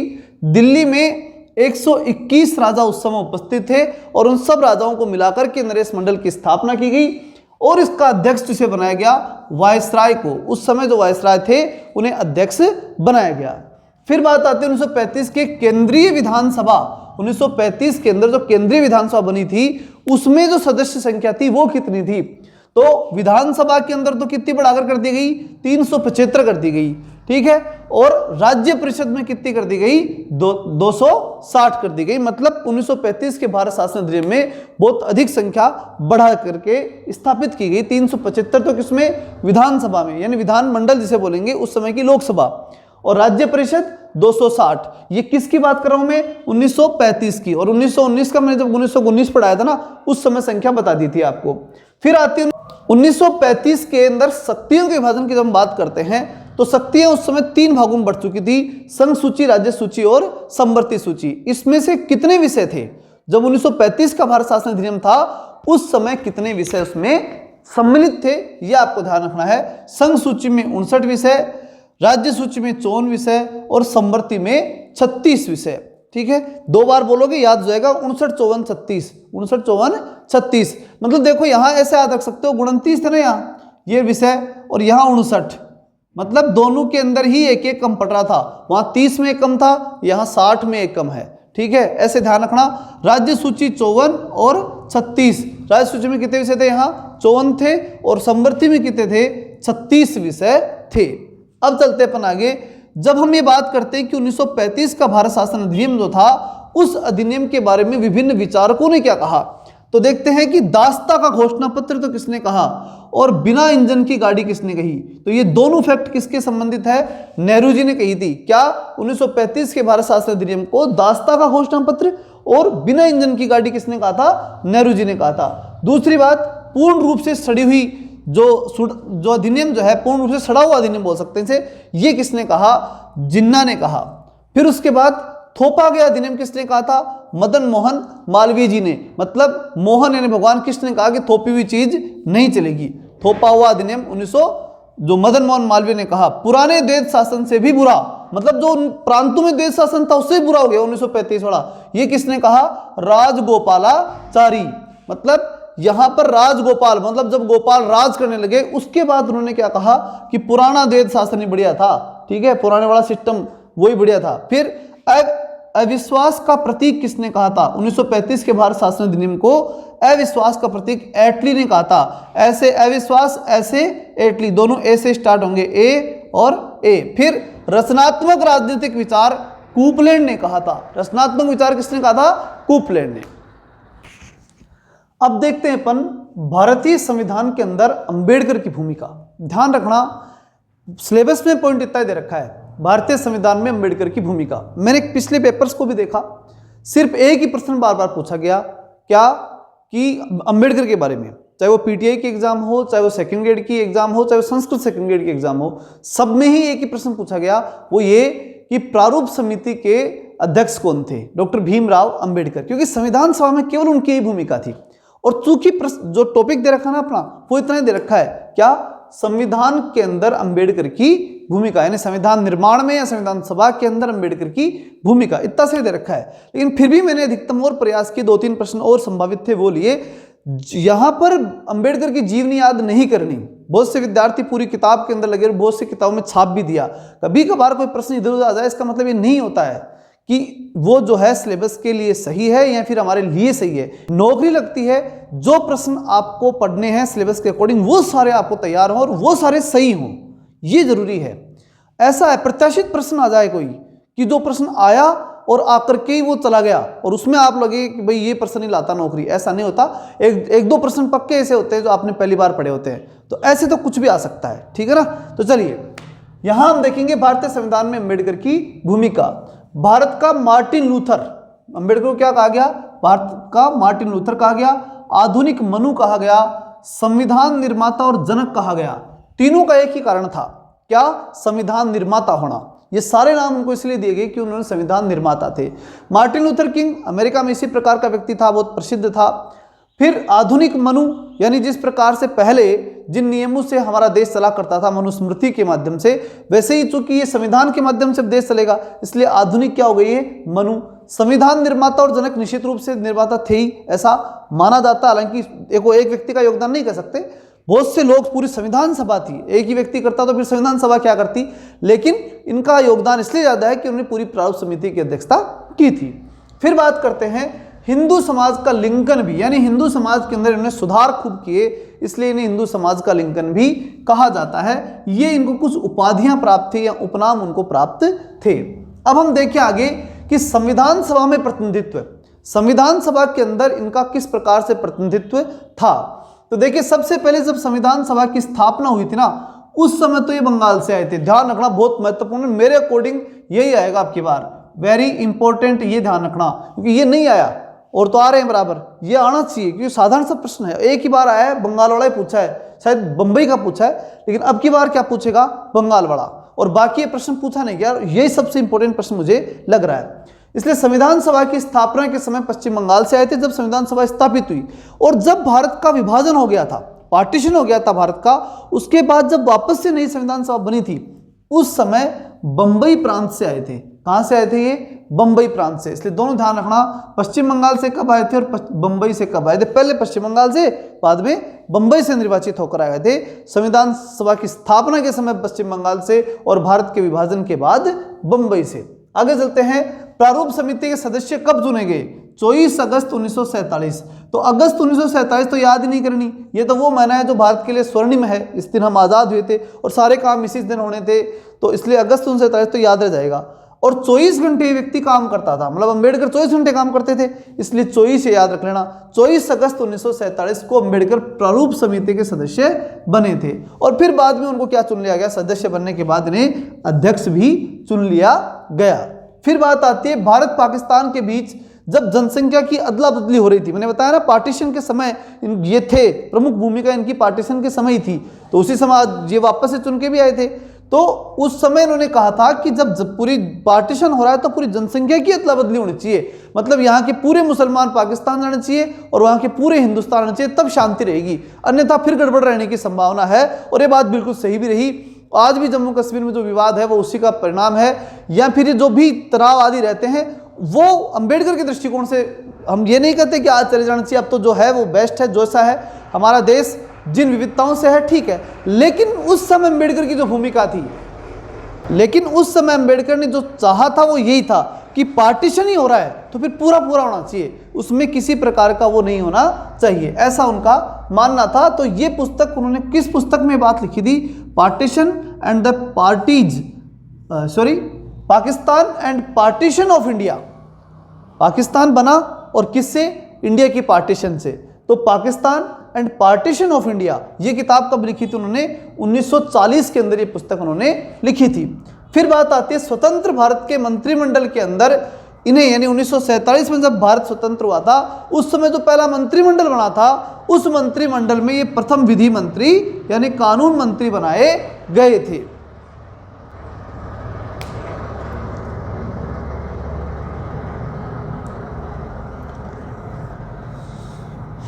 बात करें इनकी प्रमुख पुस्तकों की, तो इनकी प्रमुख पुस्तकों में सबसे प्रमुख पुस्तक थी द शूद्र, यानी शूद्र कौन थे, शूद्र कौन थे। उसके बाद दूसरी किताब आती है द प्रॉब्लम ऑफ रूपी, रुपए की प्रॉब्लम। फिर उसके बाद द बुद्धा एंड हिज धम्मा, तीनों को याद रखना आसान है। देखिए बुद्ध का धर्म अपनाया था अम्बेडकर ने, इसलिए तो किताब कौन सी हो गई, द बुद्ध एंड हिज धम्मा। इन्होंने हमेशा क्या देखा था, पैसे की प्रॉब्लम देखी थी, भारत में पैसे की प्रॉब्लम देखी थी। इनको तो क्या है, फिर भी वहां के राजाओं ने, गायकवाड़ ने खूब आर्थिक सहायता दी, जिससे इनको पढ़ने का मौका मिल गया। अन्यथा अन्य समाज, अन्य लोगों को उस समय दलितों में इतना मौका नहीं मिलता था। लोग विरोध तो करते हैं, लेकिन हमें समझना चाहिए कि उस समय भी अंबेडकर को जब उच्च जाति यानी गायकवाड़ जाति अगर सपोर्ट नहीं करती, गायकवाड़ों ने जब राजा थे वो एक तरह के, तो राजाओं ने जब सपोर्ट किया तब वो आगे बढ़ पाए। बात यही है, समाज की समरसता ही बड़ी चीज चलती है। फिर शूद्र कौन थे, ये बात भी किसने लिखी थी, संविधान जो है अंबेडकर जो है उन्होंने बात लिखी थी कि शूद्र कौन थे, शूद्रों के बारे में व्याख्या उन्होंने की थी कि शूद्र किन्हें कहा जाता है आज। तो ये 3 किताबें लिखी थी क्योंकि शूद्र के विरोध भी किया था उन्होंने इन चीजों का। तो शूद्र कौन थे, द प्रॉब्लम ऑफ रूपी और द बुद्ध एंड हिज धम्मा। और एक किताब मैंने और बता दी पहले, और एक किताब मैंने पहले बता दी कौन सी, Pakistan and the partition of India 1940। चलिए ये थे अंबेडकर जी, ठीक है। इनमें से मेरे अकॉर्डिंग प्रश्न आ जाएगा, फालतू पढ़ने की कोई आवश्यकता नहीं है। अब हम बात करेंगे इससे आगे, यानी भारतीय संविधान के अंदर संविधान सभा का निर्माण, यहां से अपना मेन कंसेप्ट स्टार्ट होता है। अब हम शुरू करते हैं संविधान सभा। संविधान सभा की हम जब शुरुआत करते हैं तो सबसे इंपॉर्टेंट बात तो ये उठती है कि संविधान सभा का विचार सबसे पहले किसके दिमाग में आया। आने को तो बहुत से, जैसे गांधी जी के दिमाग में आया, नेहरू के दिमाग में आया, सबके दिमाग में आया, और उसके संबंध में कुछ प्रश्न बनते भी है। लेकिन एक सबसे इंपॉर्टेंट प्रश्न जो बनता है वो ये कि संविधान सभा का विचार सर्वप्रथम किस पार्टी के मन में आया, स्वराज पार्टी 1924। ये ध्यान रखना, 24 घंटे में माइंड में रहो तो 24 घंटे दिमाग में घूमता रहा, 1924 स्वराज पार्टी, ठीक है। अब इनके दिमाग में तो आ गया, 24 घंटे माइंड में रह गए इनके, तो किसके, स्वराज पार्टी के। लेकिन रहने के बाद अंग्रेजों ने क्या किया, अंग्रेज जो थे उन लोगों ने बनाई एक समिति, या ये कह सकते हैं मिशन, कैबिनेट मिशन बनाया, और उस कैबिनेट मिशन को भारत भेजा। कि इसके बारे में आगे पढ़ेंगे अपन कि कैबिनेट मिशन कैसे आया, क्या रहा। लेकिन अभी यहां समझने की बात इतनी है कि कैबिनेट मिशन जब भारत आया तो उसके साथ कौन कौन आए, बहुत ही महत्वपूर्ण है। इन तीनों का नाम याद रखना, स्टेफोर्ड क्रिप्स, अलेक्जेंडर और एबी अलेक्जेंडर और पैथिक लॉरेंस, 3 हो गए। क्रिप्स, एक तो स्टेफोर्ड क्रिप्स, एक पैथिक लॉरेंस और एक अलेक्जेंडर, 3 थे। याद कैसे रखोगे, देखो सबसे पहले क्या याद रखना है, लॉरेंस। लॉरेंस यानी शेर। अब शेर जो है वो फोड़ देता है, स्टेफोर्ड, वो सामने कोई भी आ जाए फोड़ने के लिए तैयार है। वो जेंडर नहीं देखता, अलेक्जेंडर, वो चाहे महिला और चाहे पुरुष हो, किसी जेंडर को नहीं देखता, सामने वाले को फोड़ने के लिए तैयार रहता है। कौन, लॉरेंस। तो लॉरेंस फोड़ने के लिए तैयार रहता है सामने वाले को, यानी जो जेंडर कोई भी हो वो फोड़ने के लिए तैयार रहेगा, अलेक्जेंडर। अब उसके बाद बात आती है कि जो संविधान सभा गठन करने के लिए कैबिनेट मिशन बनाया गया, उस कैबिनेट मिशन ने दी फिर संस्तुति। संस्तुति का मतलब होता है कि परामर्श दिया। क्या दिया, परामर्श। अब वो परामर्श जो दिया, उस परामर्श के तहत हमारे यहाँ क्या होना था, संविधान सभा का निर्माण होना था। तो वो क्या दिया, किस प्रकार की संस्तुति उसने दी, कैसे उसने चुनाव करवाए। तो जो संस्तुति उसने दी थी उसके तहत जो संख्या निश्चित की गई थी, जो संख्या निश्चित की गई कि इतने सीटों के ऊपर चुनाव होंगे, तो वो संख्या कितनी थी, ब्रिटिश प्रांतों के 292, 93 देशी रियासत और 4 चीफ कमिश्नरी क्षेत्र। तो याद कैसे रखना है, 2, 3, 4, 92, 93, 94, 2, 3 और 4, 3 तो ये हो गए, और बीच वाला तो 9 ही है, ठीक है ना, नहीं चाहिए, और मतलब कुछ भी नहीं चाहिए था भारतीयों को आज़ादी चाहिए थी, ठीक है। तो 9 बीच में कर देना और 2, लेकिन दोनों में क्या बनाई गई, सहमति। तो वैसे भी ध्यान रह जाएगा, कोई दिक्कत नहीं है। अब 92, 93 और 4, 92, 93, 4 याद रख लेना, 292, 93 और 4। अब क्या, ये तो हो गया 92, 93, 4 तो याद हो गई, लेकिन अब रह गई वो, उनमें कंफ्यूज ना हो जाए, इसलिए ध्यान रखना कि ब्रिटिश प्रांत जो थे ना, पहली बार तो ब्रिटेन के अधीन जो प्रांत वो, फिर जो राजा लोगों की थी वो बात, और फिर रह गए वो चीफ शिप जो छोटे मोटे थे, 4 ही थे पूरे, जिनके अंदर जो कि एक तरह से पहले रियासतें थी, उनको कंट्रोल अंग्रेजों ने कर रखा था, इनके द्वारा वो विभिन्न जगहों पर अपने शासन को कंट्रोल करते थे, चीफ शिप थे वो, ठीक है। तो इस चीफ कमिश्नरी क्षेत्र भी उन्हें बोलते हैं अपन। तो 92, 93, 4 ब्रिटिश रियासत, फिर देशी रियासत और उसके बाद में चीफ कमिश्नरी क्षेत्र, अंग्रेजों का राज, फिर रियासतों का और फिर कुछ चीफ कमिश्नरी क्षेत्रों का। फिर आता है संविधान सभा का चुनाव कब हुआ, तो चुनाव हुआ जुलाई 1946 के अंदर, और उस चुनाव के तहत कितने सदस्यों के लिए चुनाव होना था, ये बड़ा इंपॉर्टेंट है। टोटल जो संख्या होनी थी ना इनकी, देखो 92, 93, 4 को जोड़ो, 4 और 2 6 3 9 और 9 9 18 8 और 389 हो गए। टोटल संख्या कितनी थी, 389 कुल सदस्य थे। किसके, संविधान सभा के 389 होने थे, ये तय किया गया था। 389 में से पूरे 389 का चुनाव नहीं हुआ, फिर कितने का हुआ, देखो नीचे वाले 4 और ये 92, 92 और 4 कितने हो गए, 96 हो गए। तो इन 296 सीटों पर क्या होना था, चुनाव। और जो 93 देशी रियासतें थी, उन रियासतों को क्या कर दिया गया, फ्री कर दिया गया। उन्हें क्या कहा गया, फिर वहां से कैसे आएंगे कैंडिडेट, भाई 93 आएंगे तो सही ना, कैसे आएंगे, तो राजा पे छोड़ दिया कि चाहे उसको भेज देना तेरे को, ठीक है ना। तो ऐसे करके ये डायरेक्ट राजा द्वारा मनोनीत होता था, कौन, राजा, जो रियासतों से आने वाला कैंडिडेट होता था वो। और चुनाव कितने पे हुआ है, 92 और 4 96 के ऊपर हुए चुनाव। अब चुनाव जो हुए वो कैसे हुए, प्रांतीय विधानसभाओं के द्वारा, मतलब जो प्रांतों में विधानसभाएं थी ना वो वोट डालेंगी, मतलब जनता नहीं डालेगी। यानी प्रत्यक्ष चुनाव न होकर के चुनाव कैसा था, अप्रत्यक्ष। हर व्यक्ति जाकर कहाँ खड़ा होगा, उस प्रांत, जैसे मान लीजिए बंबई प्रांत से 10 आदमी आने थे, तो जिस प्रांत से जितने आने थे ना वो उसी प्रांत के अंदर जाकर के खड़े हो गए, ठीक है। उस प्रांत की विधान, जैसे आजकल राज्यसभा के चुनाव नहीं होते क्या, बस वैसे ही था। जैसे उस राज्य उस प्रांत की विधानसभा में गए और ये कहा कि साहब हम विधानसभा के लिए चुनाव लड़ रहे हैं तो हमें वोट दो, तो वो चीज इसमें कवर हुई। अर्थात अप्रत्यक्ष निर्वाचन, चुनाव कैसा हुआ, अप्रत्यक्ष। फिर आया इसका परिणाम, तो परिणाम क्या आया, 208, 8 यानी हो गए 68, किसके हो गए, कांग्रेस के। तो उस समय कांग्रेस के 68 हो गए, 208 हो गए। और 73 मुस्लिम लीग, 7 तीनों को लेकर के साथ नहीं चल सकते, ये बात किसने कही, मुस्लिम लीग ने, कि भाई तीनों साथ नहीं चल सकते। कौन, भाई हिंदू, मुस्लिम और सिख तीनों साथ नहीं चल सकते, तो 7-3 नहीं रह सकते, ये बात उसने कही। 7-3 मुस्लिम लीग ने कहा कि 7-3 तो नहीं रह सकते भाई, ठीक है, हमें क्या कर दो, अलग, इसलिए हमारा तो अलग ही पाकिस्तान बना दो और अलग ही संविधान सभा बना दो। अब ये बात कह करके ये क्या हो गए, अलग, ठीक है ना। कौन अलग हो गया, मुस्लिम लीग, ध्यान रखना इसको, मुस्लिम लीग अलग हो गई। और यहां जो मामला बच गया वो सिर्फ भारत वालों का बच गया, मुस्लिम लीग ने संविधान सभा में भाग लेने से मना कर दिया। और रही फी में हैदराबाद रियासत, एकमात्र रियासत, याद रखना हैदराबाद, यही लिख देता हूं, हैदराबाद जो रियासत थी उस रियासत को भी इन लोगों ने भाग नहीं लेने दिया। हैदराबाद रियासत भाग नहीं ले पाई, क्योंकि हैदराबाद क्या था, मुस्लिम बहुल, और विशेष रूप से यहाँ का जो निजाम था वही मुसलमान था, तो उसने भी संविधान सभा में भाग नहीं लिया। तो हैदराबाद को छोड़ करके जितनी भी रियासतें थी उस सबने भाग भी लिया संविधान सभा में। और वो नहीं लेने का कारण भी क्या था, मुस्लिम लीग की सीटें कम आना, मुस्लिम लीग सीट कम आई तो उसने देखा हमारा राजा यहाँ बढ़ नहीं सकता, इसलिए वो लोग अलग से संविधान बनाने की बात और अलग से संविधान सभा करके अलग देश बनाने की बात शुरू कर चुके थे। और हैदराबाद को भी साथ ले जाना चाहते थे, इसलिए हैदराबाद को भी संविधान सभा में शामिल होने नहीं दिया। अब बात आई कि संविधान सभा की पहली बैठक कब हुई, तो 9 दिसंबर 1946 को हुई। कब हुई, 9 दिसंबर 1946, याद रखना बहुत महत्वपूर्ण है। 9 दिसंबर यानी आखिरी महीना तो हो ही गया, और 9 आखिरी महीना शुरुआती दिन ये थे, इतना ध्यान रखना। 9 दिसंबर 1946 को नई दिल्ली के अंदर इसकी बैठक हुई। अब प्रश्न ये उठता है, तो याद है ज्यादातर को, ये चीज ध्यान रखना, काउंसिल चैम्बर के पुस्तकालय भवन में। कहाँ हुई थी इसकी पहली बैठक, पुस्तकालय भवन में हुई थी। किसका पुस्तकालय था, काउंसिल चैम्बर का पुस्तकालय था नई दिल्ली में, वहां इसकी पहले बैठक हुई थी। किसकी, संविधान सभा की।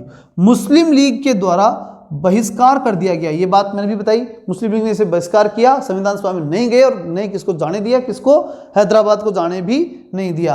अस्थायी अध्यक्ष कौन बना, सच्चिदानंद सिन्हा। बाद में स्थायी अध्यक्ष तो बनेंगे, लेकिन जैसे ही ये बैठक हुई 9 दिसंबर को जब बैठक हुई तो 9 दिसंबर को कौन आए, सच्चिदानंद सिन्हा को अध्यक्ष बनाया गया। फिर बाद में 10 के बाद 11 को जो है वो राजेंद्र प्रसाद बन गए, लेकिन एक बार किसको बनाया गया, सच्चिदानंद सिन्हा को ही संविधान सभा का अस्थायी अध्यक्ष बनाया गया। चलिए आगे चलते अपन।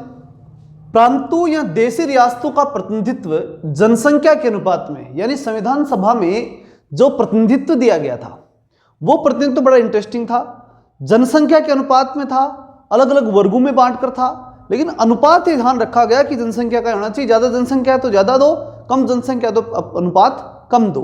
मतलब जैसा आज है, जितनी ज़्यादा जनसंख्या उतना ज़्यादा प्रतिनिधित्व, वही चीज़ इसमें थी। 10 लाख पर एक रखा गया कि 10 लाख पब्लिक होगी ना, वहाँ से एक कैंडिडेट चुन करके आएगा। अब दूसरा इसके अंदर प्रोसेस क्या रखी गई कि होगा सामुदायिक आधार पर। किस आधार पर होगा? सामुदायिक आधार पर। सामुदायिक आधार पर कैसे? कि भाई मुसलमानों से तो 79% आरक्षित है, मुस्लिम और सिखों की रिजर्व सीट थी ये, 79% मुस्लिमों की रिजर्व सीट थी और सिखों की 4 सीट रिजर्व थी। अब ये रिजर्व नहीं थी कि साधारण हो गया ना, साधारण तो वही जनरल, और जनरल में तो ओबीसी एससी एसटी सब जा सकते हैं, वही बात थी यहाँ, ठीक है, कि साधारण है, इसका मतलब इसके अंदर 213 कैंडिडेट इसमें आ सकेंगे, उसमें फिर वो मुस्लिम और सिख भी चले जाएंगे। लेकिन यहाँ बात ये थी 79 सीटों जो है वो पक्की किसकी आनी है? मुसलमानों की, और सिखों की कितनी आनी है? 4, ये डिसाइड कर दिया गया। फिर साधारण छोड़ दी बाकी, मतलब और सारे आ जाओ। ऐसे करके 3 प्रकार से इसका डिवीजन किया समुदाय के आधार पर, ठीक है, मतलब 10 लाख पर एक कैंडिडेट चुना जाएगा, 3 वर्गों में बटेंगे, 73 213 4 79 79 213 4, इसको याद कर लेना, हो सकता है गड़बड़ हो जाए, ऐसे अभी मेरे साथ हो गई। 79 79 और एक 80 होता है, तो ये 79 का मतलब हो गया कि 80 हंसने वाले थे कि रुक गए, जो मुस्लिम समुदाय के लोग थे वो हंसने वाले थे कि बहुत बढ़िया आ गया, उसी के एक पहले रुक गए, मतलब 79 पे रह गए, अन्यथा तो मुस्कुरा लेते वो। फिर साधारण 213, मतलब साधारण में 2 तेरी भी है, किसी की भी हो सकती है, तो इसका मतलब 2 तेरी भी है, 2 तेरी 2 13 213, तो साधारण है, उसमें 2 तेरी भी हो सकती है, 213। सिख कितने? 4। तो इस प्रकार से 79 मुस्लिम, 213 साधारण और सिख 4, ये डिवाइडेशन इसमें किया गया और 10 लाख पर एक कैंडिडेट चुना जाएगा। फिर बात क्या आई? संविधान सभा के अंदर जनजातियों और महिलाओं का जो प्रतिनिधित्व था वो कितना रहा? वोट तो ही गए, अब कितनी चुनकर आए? तो 2 को ही। अभी आप पूछ सकते हो सर एससी के बताओ, फिर आप थोड़ी देर बाद में फिर सभी को पूछोगे ओबीसी के बताओ, जनरल के, कोई मतलब नहीं है। आपको इतना ध्यान रखना है कि महिलाओं, क्योंकि उस समय महिलाओं को प्रतिनिधित्व मिलना बहुत बड़ी बात थी, और एक एसटी यानी जनजातियों को मिलना बहुत बड़ी बात थी, इसलिए 2 चीजों पे अपन विशेष फोकस करेंगे। एक तो महिला तो कितनी चुन करके आई? 15 महिलाएं, और जनजातियों में से यानी एसटी में से 33% लोग, यानी 33 जनजातियों में से, और 15 कहां से चुन के आए? महिलाओं में से चुन करके आए। 15 और 33 याद रखना, 33, ठीक है, 33 जनजातियों में से लोग चुन के आए, 15 लोग महिलाओं में से चुन करके आते हैं। तो इस प्रकार से क्या होता है? विधानसभा में प्रतिनिधित्व प्राप्त होता है। फिर बात आती है बहुत ही महत्वपूर्ण सनु की। 4 महत्वपूर्ण डेट आपको याद रखनी है, इनमें से प्रश्न पक्का आएगा, अच्छे से देख लेना। अब बात आती है महत्वपूर्ण डेट्स की, ये बहुत महत्वपूर्ण है, ध्यान रखना, डेट में से पक्का प्रश्न आएगा, अच्छे से याद कर लेना। 11 दिसंबर, 13 दिसंबर, 22 जनवरी और 29 अगस्त, 4 है। याद रखने का तरीका सुन लो पहले तो। देखो 9 दिसंबर जो है ना, उसको संविधान सभा गठन हुआ था, हाँ या ना? हुआ था। 10 को छुट्टी मान लो, तो फिर क्या आ गई? 11, फिर 12 की फिर छुट्टी कर दो, तो कितनी आ जाएगी? 13। तो दिसंबर की तो 3 डेट हो गई, 9, 11, 13। 9 को संविधान सभा का पहला अधिवेशन हुआ, 11 को राजेंद्र प्रसाद जो है वो, सॉरी ये अस्थायी नहीं स्थायी होंगे, राजेंद्र प्रसाद कैसे अध्यक्ष होंगे? स्थायी अध्यक्ष होंगे। अस्थायी अध्यक्ष कौन थे? सच्चिदानंद सिन्हा जो थे वो अस्थायी अध्यक्ष थे। तो 11 दिसंबर को स्थायी अध्यक्ष किसे बनाया गया? राजेंद्र प्रसाद को। 9 तारीख को संविधान सभा की पहली बैठक, 11 तारीख को स्थायी अध्यक्ष बनाया गया, किसको? राजेंद्र प्रसाद को। और अस्थायी अध्यक्ष 9 को ही बन गया था, वो तो अस्थायी था, 1-2 दिन के लिए बनना था, तो वो तो 9 तारीख को बन गए थे सच्चिदानंद सिन्हा तो। लेकिन 2 दिन बाद में फिर स्थायी को बनाना था, परमानेंट को, तो परमानेंट कौन बन गए? राजेंद्र प्रसाद, यानी 11 को। फिर बात आती है किसकी? 13, यानी एक दिन फिर छोड़ दो बीच में, 13 को क्या आया? उद्देश्य प्रस्ताव रखा सदन में। किसने रखा? नेहरू ने। अब प्रश्न उठता है कि वो पारित कब हुआ? उद्देश्य प्रस्ताव पारित कब हुआ? तो पारित हुआ वो 22 जनवरी को। 26 जनवरी आने वाली थी, 4 ही दिन पहले क्या हो गया? ये पारित हो गया। 26 जनवरी के 4 दिन पहले, याद रख लेना, अगले साल यानी 47 के अंदर, ठीक है ना। 22 जनवरी 1947 को उद्देश्य प्रस्ताव क्या हुआ? पारित हुआ या स्वीकृत हुआ। फिर अगली बात आती है संविधान सभा का प्रारूप। प्रारूप किसने तैयार किया? प्रारूप तैयार किया BN राव ने जो है वो प्रारूप तैयार किया। हालांकि प्रारूप समिति के अध्यक्ष कौन थे? डॉक्टर भीमराव अंबेडकर। लेकिन उस समिति बनने से पहले जो प्रारूप यानी जो परफॉर्मा बना था, ठीक है, उस परफॉर्मे के बनाने वाले कौन थे? तो उस परफॉर्मे को बनाने वाले यानी प्रारूप को बनाने वाले कौन थे? BN राव। फिर उसके आधार पर संविधान प्रारूप समिति बनी थी, ठीक है। 29 अगस्त 1947 को प्रारूप समिति का गठन हुआ था। यानी इसके आधार पर जो प्रारूप BN राव ने बना के दिया ना, उस आधार पर, यह भी बहुत महत्वपूर्ण डेट है, 29 अगस्त 1947, यानी वही अगस्त का महीना। इंपॉर्टेंट काम सब किस में होते हैं? अगस्त में। तो प्रारूप समिति भी कब बनी? अगस्त में। 29 तारीख याद रखना, 15 अगस्त से बीच में है और ये आखिरी दिन हो गई, लगभग सेकंड लास्ट डे हो गया ना 29। तो इस प्रकार से ध्यान रखना, 29 अगस्त 1947 को प्रारूप समिति का क्या हुआ था? गठन हुआ था। आजाद होने के 15 दिन बाद, यानी 14 दिन मान लो, ठीक है। उसके बाद क्या किसका गठन हो गया? प्रारूप समिति का गठन। तो तीनों सन, 4 सन है, चारों इंपॉर्टेंट है, चारों याद रखना। अब हम देख लेते हैं प्रारूप समिति को। प्रारूप समिति की जब हम बात करते हैं ना, तो इसमें से प्रश्न आने की पूरी संभावना रहती है। प्रश्न की प्रकृति कैसी होगी? प्रकृति ऐसी होगी कि इसमें से किसी का भी नाम पूछ लेगा कि ये था या नहीं था, और इस आधार पर ही आपको उत्तर देना होगा। तो ध्यान से देखना, याद हो जाएगी, मैं याद करवा दूंगा, बस आपको ध्यान से देखना है। प्रारूप समिति में 7 सदस्य हैं। कितने सदस्य हैं? 7। कौन कौन से? भीमराव अंबेडकर, इनको आप जानते हो, और ये थे अध्यक्ष, ये बात भी आप जानते हो कि प्रारूप समिति के अध्यक्ष कौन थे? डॉक्टर भीमराव अंबेडकर। अगला है N गोपाल स्वामी अयंगर। इसमें एक ही चीज ध्यान रखना, सारे के सारे नाम भगवान श्री कृष्ण से जुड़े हुए हैं। देखो कैसे? गोपाल स्वामी अयंगर, फिर अल्लादी कृष्णा स्वामी अय्यर, इसमें अल्लाह को भी ले लिया गया और कृष्ण को भी ले लिया गया, दोनों को ले लिया गया। फिर कन्हैया लाल माणिकलाल मुंशी, कन्हैया आ गए। फिर मोहम्मद सैयद सादुल्ला, एक ये अलग है, ठीक है ना, मोहम्मद सादुल्ला मतलब भगवान कृष्ण दूल्हा बन गए, इतना इसमें ट्रिक याद रखना, सादुल्ला याद रह जाएगा, फिर कोई दिक्कत नहीं आएगी, ठीक है ना। तो सैयद मोहम्मद सादुल्ला। फिर BL मित्र, और जब दूल्हा बने तो मित्र तो बुलाएंगे ही शादी में, नहीं बुलाएंगे? बुलाएंगे। तो भगवान श्री कृष्ण के ऊपर 3 तो गए कृष्ण के, गोपाल कृष्ण कन्हैया, गोपाल कृष्ण कन्हैया, उनकी क्या हुई? शादी हुई। शादी में कौन आए? मित्र आए।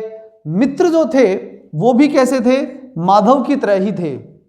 यहां ध्यान रखना, BL मित्र की मृत्यु के बाद N माधव राव जो थे वो प्रारूप समिति के अंदर शामिल हो गए थे। इसी प्रकार फिर मित्र जो हैं वो सारे के सारे कहाँ गए?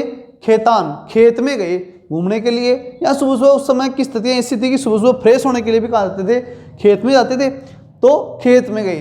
TT कृष्णामाचारी, ठीक है, तो वो कृष्ण के साथ गए। तो यहाँ ध्यान रखना, खेत किसका था? कृष्ण का ही था, और वो आचार्यों को दे रखा था। तो खेतान कृष्णाम आचारी रह गया। मित्र माधव के, ठीक है, माधव जी की तरह ही थे मित्र, तो मित्र N माधवराव, ये ध्यान रखना माधव के थे। और ये 3 हो गए। गोपाल, अब वापस देख लीजिए एक बार, भीमराव अंबेडकर अध्यक्ष थे, गोपाल कृष्ण कन्हैया, गोपाल कृष्ण कन्हैया, 3 ये हो गए।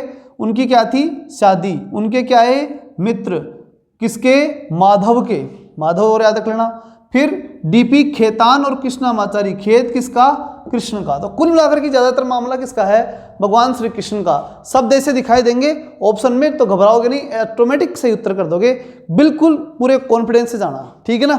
अगला क्वेश्चन देख लेते हैं अपन। ये तो थी प्रारूप समिति। अच्छा, इसमें टोटल कितने सदस्य हुए? 7। अध्यक्ष भीमराव अंबेडकर, ठीक। चलते आगे। अब बात है जब भारतीय संविधान में 3 जून 1947 आती है, और उस समय भारत का विभाजन होता है, और विभाजन के बाद जो संविधान सभा बचती है वो कितनी बचती है, और फिर पुनर्गठन के बाद कितनी होती है, ये एक महत्वपूर्ण फैक्ट है, इसको आपको ध्यान से याद रखना है। तो पहले तो हम देखेंगे कि कितने बचे, तो कुल 324, कितने बचे? 324 लोग कुल बचे। जब भारत का विभाजन हो गया तब 324 तो बचे, और 324 में से प्रांतों में कितने, देशी रियासतों में कितने, इसके लिए ध्यान से देखना। ट्रिक क्या लगाओगे आप इसमें कि जो 2 बीच वाला है ना, उसको सबसे पहले 2, फिर ये कह रहा है कौन? पहले वाला, मैं भी जाऊंगा तो ये 3 आ गया, फिर 4 जब यहाँ से आगे गया तो 1 प्लस लेके गया और ये अब कैसे पहुंच गया 5, तो 235। और फिर हो गए नीचे कितने 89। 89 क्या है देसी रियासतें, तो प्रांत कितने 235 प्रांत, देसी रियासतें 89। और उसके बाद जब ये संख्या बच गई तो फिर देखा गया कि ये तो बचा हुआ मामला है, फिर से क्या होना चाहिए संविधान जो है वो फिर से एक तरह से संविधान सभा का निर्माण होना चाहिए, फिर से संविधान सभा का निर्माण होना चाहिए, पुनर्गठन होना चाहिए। तब इसके लिए क्या किया गया 31 अक्टूबर 1947 को संविधान सभा का पुनर्गठन किया गया। तारीख कैसे रखेंगे पुनर्गठन की 31 अक्टूबर, मतलब कुछ लोगों को और अटकाया गया किसमें संविधान सभा में, अटकाया गया मतलब अक्टूबर, ठीक। और आखिरी डेट याद रखना उसके अक्टूबर की आखिरी 31 अक्टूबर 1947 को संविधान सभा का क्या किया गया पुनर्गठन किया गया। उसके बाद अगली बात आई कि पुनर्गठित करने के बाद जब वो सारे एक जगह बैठे और कुल संख्या सामने आई वो कितनी थी, तो कुल संख्या आई 299। अब ये जो 299 कब मालूम पड़ा, तो देखिए 31 अक्टूबर 1947 को जो इनकी कुल संख्या सामने आई वो 299 थी। अब पहले तो हमें याद रखना है कि सन कितनी, तो आखिरी दिन 1947 का आखिरी दिन कौन सा था 31 दिसंबर, और कुल संख्या कितनी हुई 299। अब इस 299 में से शुरुआती 29 उठा लो, ये उठा लिए, ठीक, और उनको लास्ट में लगा दिया, शुरू वाले को आखिरी में लगा दिया, और फिर आगे क्या लिख दिया 2, क्योंकि 200 से ऊपर हो नहीं सकती, फिर इनमें से तो होगी, तो 229। और फिर उसके बाद कितने बच गए 70 लिख दो नीचे, मतलब ये ऊपर वाले मतलब वही बात प्रांतों से, ऊपर वाले मतलब कितने हो गए, ये तो किससे हो गए प्रांतों से, और नीचे वाले हो गए रियासत, ठीक है, रियासतों से कितने थे 70 थे। इस प्रकार से उनका विभाजन हो जाता है। फिर बात आती है प्रथम द्वितीय और तृतीय विभाजन, यानी जब संविधान सभा बैठ गई पुनर्गठित होकर के नई तैयार होकर बैठ गई, उसके बाद अब यहाँ एक प्रश्न बहुत बड़ा इंपॉर्टेंट है, वो प्रश्न देख लेते हैं अपन कि प्रारूप समिति जो बनाई गई थी ना पहले, उस प्रारूप समिति ने अपना काम कंप्लीट कर दिया, और कंप्लीट करके नई साल में यानी 47 के बाद यहाँ इसको सही कर लेना, ये आ गई 1948 नई साल के अंदर फरवरी में 21 फरवरी 1948 को क्या किया इन्होंने, प्रारूप समिति जो थी उसने अपनी रिपोर्ट पेश कर दी। अपनी जो रिपोर्ट थी वो हमारे सामने रख दी। अब रिपोर्ट पेश की, उसके बाद उस पर बोलना तो था, जो रिपोर्ट सामने उस पर चर्चा करनी थी, तो चर्चा करने के लिए फिर 3 वाचन हुए। हमेशा किसी भी विषय को या किसी भी विधेयक को पारित करने के लिए 3 वाचन होते हैं। सबसे जो पहला वाचन होता है छोटा है, सूचना वाला ही होता है। दूसरा वाचन उस पे इसमें सबसे ज्यादा समय लगता है, क्योंकि उसमें सारा काम होना होता है, और किसमें होता है दूसरे में ही होता है। और आखिरी जो वाचन होता है ना, उसमें सिर्फ साइनोड रहते हैं, इसलिए सबसे इंपॉर्टेंट कौन सा होता है, दूसरा वाचन। अब इनकी जो सन थी उस समय की, जो भारतीय संविधान पे प्रथम और द्वितीय तृतीय वाचन था, उस वाचन की डेट क्या थी वो देख लेते हैं। 4 से 9 नवंबर 1948, क्योंकि 48 चली रही थी, तो 4 से 9 नवंबर का मैंने याद रखना, पहले भी नवंबर, बाद में भी, जब आखिरी में जब पारित होंगे तब भी नवंबर रखेंगे, तब भी नवंबर, जब पारित करेंगे तो भी नवंबर। अब रही तारीख 4 और 9, इधर आ जाइए 14 और 26। जब ये 9 है ना, 4 और 9 में से 9 नीचे आएगा तो सीधा हो जाएगा, इसलिए 26 हो जाएगी। इसको तो ऐसे कर लेना और 4 नीचे उतार लेना, आगे 1 और 2, तो ऊपर वाली और नीचे वाली याद हो गई होगी। ऊपर क्या थी 4 से 9 नवंबर, 14 से 26 नवंबर हो गई दोनों, ऊपर 48 और नीचे वाला 49, ठीक है, ये याद हो गई। अब रहती है अपनी कौन सी बीच वाली, 15 नवंबर और 17 अक्टूबर 1948 से 1949, ये लगभग पूरी साल हो गई। क्या हो गई पूरी साल, लगभग क्या पूरी हो गई, 27-28 दिन बच रहे हैं, बाकी तो पूरी साल हो गई। तो 1 साल इसमें लग गया, ठीक है ना, किसमें दूसरे वाचन में। नवंबर से शुरू होकर के अक्टूबर तक चले थे, ठीक है ना, अगले नवंबर से पहले लेकिन सर हटा दिया था इन्होंने। तो कहने का मतलब ये हुआ कि दूसरा वाचन सबसे लंबा रहा, पहला और आखिरी वाचन नवंबर 48 और नवंबर 49 में चला, बीच वाला जो था वो नवंबर 48 से लेकर अक्टूबर 49 तक चला। ये तीनों वाचन जब हो चुके थे तब हुआ भारतीय संविधान पारित, और जब पारित हुआ तब हमें समझना है कि संविधान जब पारित हुआ तो कब हुआ, 26 नवंबर 1949 को। अंगीकृत, अधिनियमित और आत्मार्पित हमने कर लिया। अब उसे हमने जब पारित कर लिया, हमने स्वीकार कर लिया पूरी भारतीय जनता ने, क्योंकि हमारे प्रतिनिधि संविधान सभा में बैठे थे, उन्होंने स्वीकार कर लिया तो हमने भी स्वीकार कर लिया। अब बात ये आती है कि उस समय वहां कितने लोग बैठे हुए थे, तो 284 सदस्य वहां पर उपस्थित थे। कितने मौजूद थे? 284। तो याद रखना 284 मतलब हो गए दो, पहले तो है दो, तो नेता, नेता कितने, नेता में शब्द कितने आते हैं? दो, ने और ता, और 84 यानी चोर है। आजकल लोग क्या करते हैं कि नेता सारे चोर है, तो दो शब्द से तो क्या बन गया? नेता। दो शब्द का होता है, और 84 यानी चोर। उस समय जो नेता थे वो चोर नहीं थे, आज भी नहीं, बहुत से कम लोग ही होते हैं, जो होते हैं वो तो होते हैं, लेकिन 284 सदस्य, याद रखना से सदस्य उपस्थित थे। 284 याद रख गया उसको, मेरे हिसाब से कोई दिक्कत आपकी नहीं आएगी। फिर हम देखते हैं कि उस समय जो भी संविधान सभा कार्य कर रही थी, कुल खर्च कितना आया। तो कुल खर्च की हम बात करते हैं तो उसमें देखेंगे कि समय खर्च कितना हुआ और पैसा कितना खर्च हुआ। समय में फिर दो चीजें, प्रोसेसिंग में कितना खर्च हुआ और बहस करने में कितना खर्च हुआ। जब प्रोसेसिंग की बात आई तो 2 वर्ष 11 माह 18 दिन, ये खूब पढ़ा होगा बचपन में आपने, तो याद रहेगा। बहस की बात याद रखना, 114 दिन तक क्या चली? बहस चली, 114 दिन तक बहस, ठीक। फिर उसके बाद में 63 96 729 63,96,729 जो है, 63,96,729 क्या लगा? पैसा, ठीक ना, मतलब लगभग 64 लाख होने वाले थे और क्या था। लेकिन फिर भी देखो 63-64 लाख में पूरा संविधान बना दिया लोगों ने, कितना कम खर्चा। ये बात नहीं कम खर्चा, उस समय मुद्रा की वैल्यू क्या थी? ज्यादा।